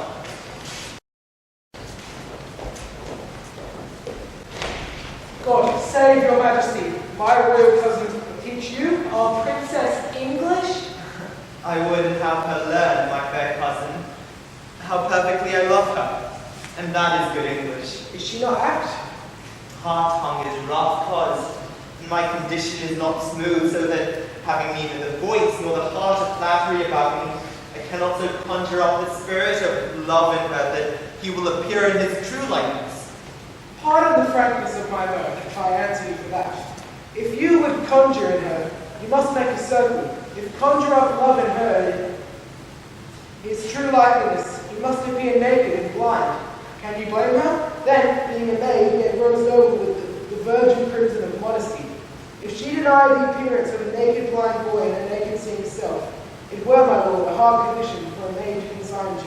Yet they do wink and yield as love is blind and enforces. They are then excused, my lord, when they see not what they do. Then, good my lord, teach your cousin to consent winking. I will wink on her to consent, my lord, if you will teach her how to know my meaning. The maids well summoned and warm kept her like flies that are foaming tide. Blind, for they have their eyes, and then they will endure handling, which before would not be abide looking on. This moral tides me over to time, and a hot summer, and so I shall catch the fly, your cousin in the lateran, but she must be blind too. As love is, my lord, before it loves. It so is. And you, some of you, may thank love for my blindness. We cannot see many a fair French city for one fair French maid that stands in my way. Yes, my lord, you see them perspectively. The city is turned into a maid, because they are all girdled with maiden walls that war has never entered. Shall Kate be my wife? So please you. I am content. So the maiden cities you talk of may wait on her. So the maid that stood in my way for my wish shall now show me the way to my will. We have consented to all terms of reason. Is it so, my lords of England? The king hath granted every article, his daughter first, and in sequel all according to their firm proposed natures. Only he hath not yet subscribed to this. Where your majesty demands the king of France, having any occasion to write for the matter of France, shall name your highness in this form and with this edition in French. Notre déchefie Henri Royal de l'Angleterre, Henriette de France, and thus in Latin, Pleclaria Sismus, Filius Noster Henricus, Rex Angliae Aevore Franciae. No, this I have not, brother, so denied, but your request shall make me let it pass. I pray you then, in love and dear alliance, let that one article rank with the rest, and thereupon give me your daughter. Take care, fair son, and for my blood raise up issue to me, that the contending kingdoms of France and England, whose very shores would pair with envy of each other's happiness, may cease their hatred and this dear conjunction. From neighborhood and Christian like a cord in their sweet bosoms, that war, never war advance his bleeding sword twixt England and fair France. Amen. Amen. Now, welcome Kate, and bear me witness all, that ere I kiss her as my sovereign queen. God, the best maker of all marriages. Oh, combine your hearts in one, your realms in one, and as man and wife you two are one in love. So be there twixt your kingdoms such a spouse, and that be of ill office or fell jealousy, which troubles oft the bed of blessed marriage, thrust in between the passion of these kingdoms, to make divorce therein corporately, that English may as French, and that French Englishmen receive each other. God speak this, amen. Amen. Prepare we for our marriage, on which day my lord of Burgundy will take your oath, and all peers for surety are our leads. Then shall I swear to Kate and you to me, and may our oaths be well kept and prosperous be.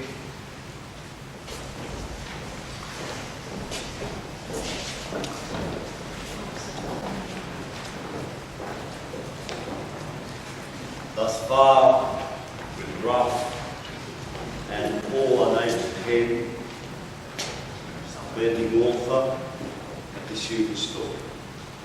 In little room, fighting mighty men in little time. But in that little time, this star of England.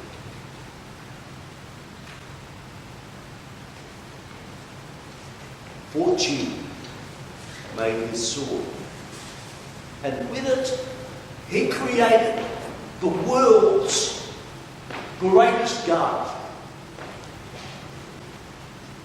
And of it left his son, Imperial Lord, Henry VI, in infant bags, crowned King of France, and England did succeed. Whose state so many had been managing that they lost France and they left England bleeding, which oft our stage has shown. Now, for their sake, in your fair minds, let this acceptance take.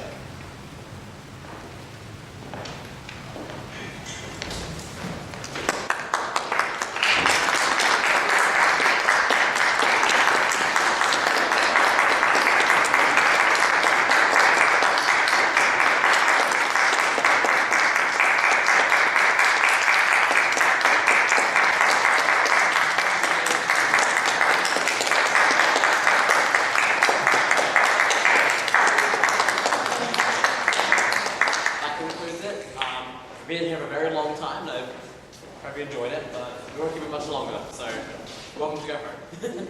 Okay.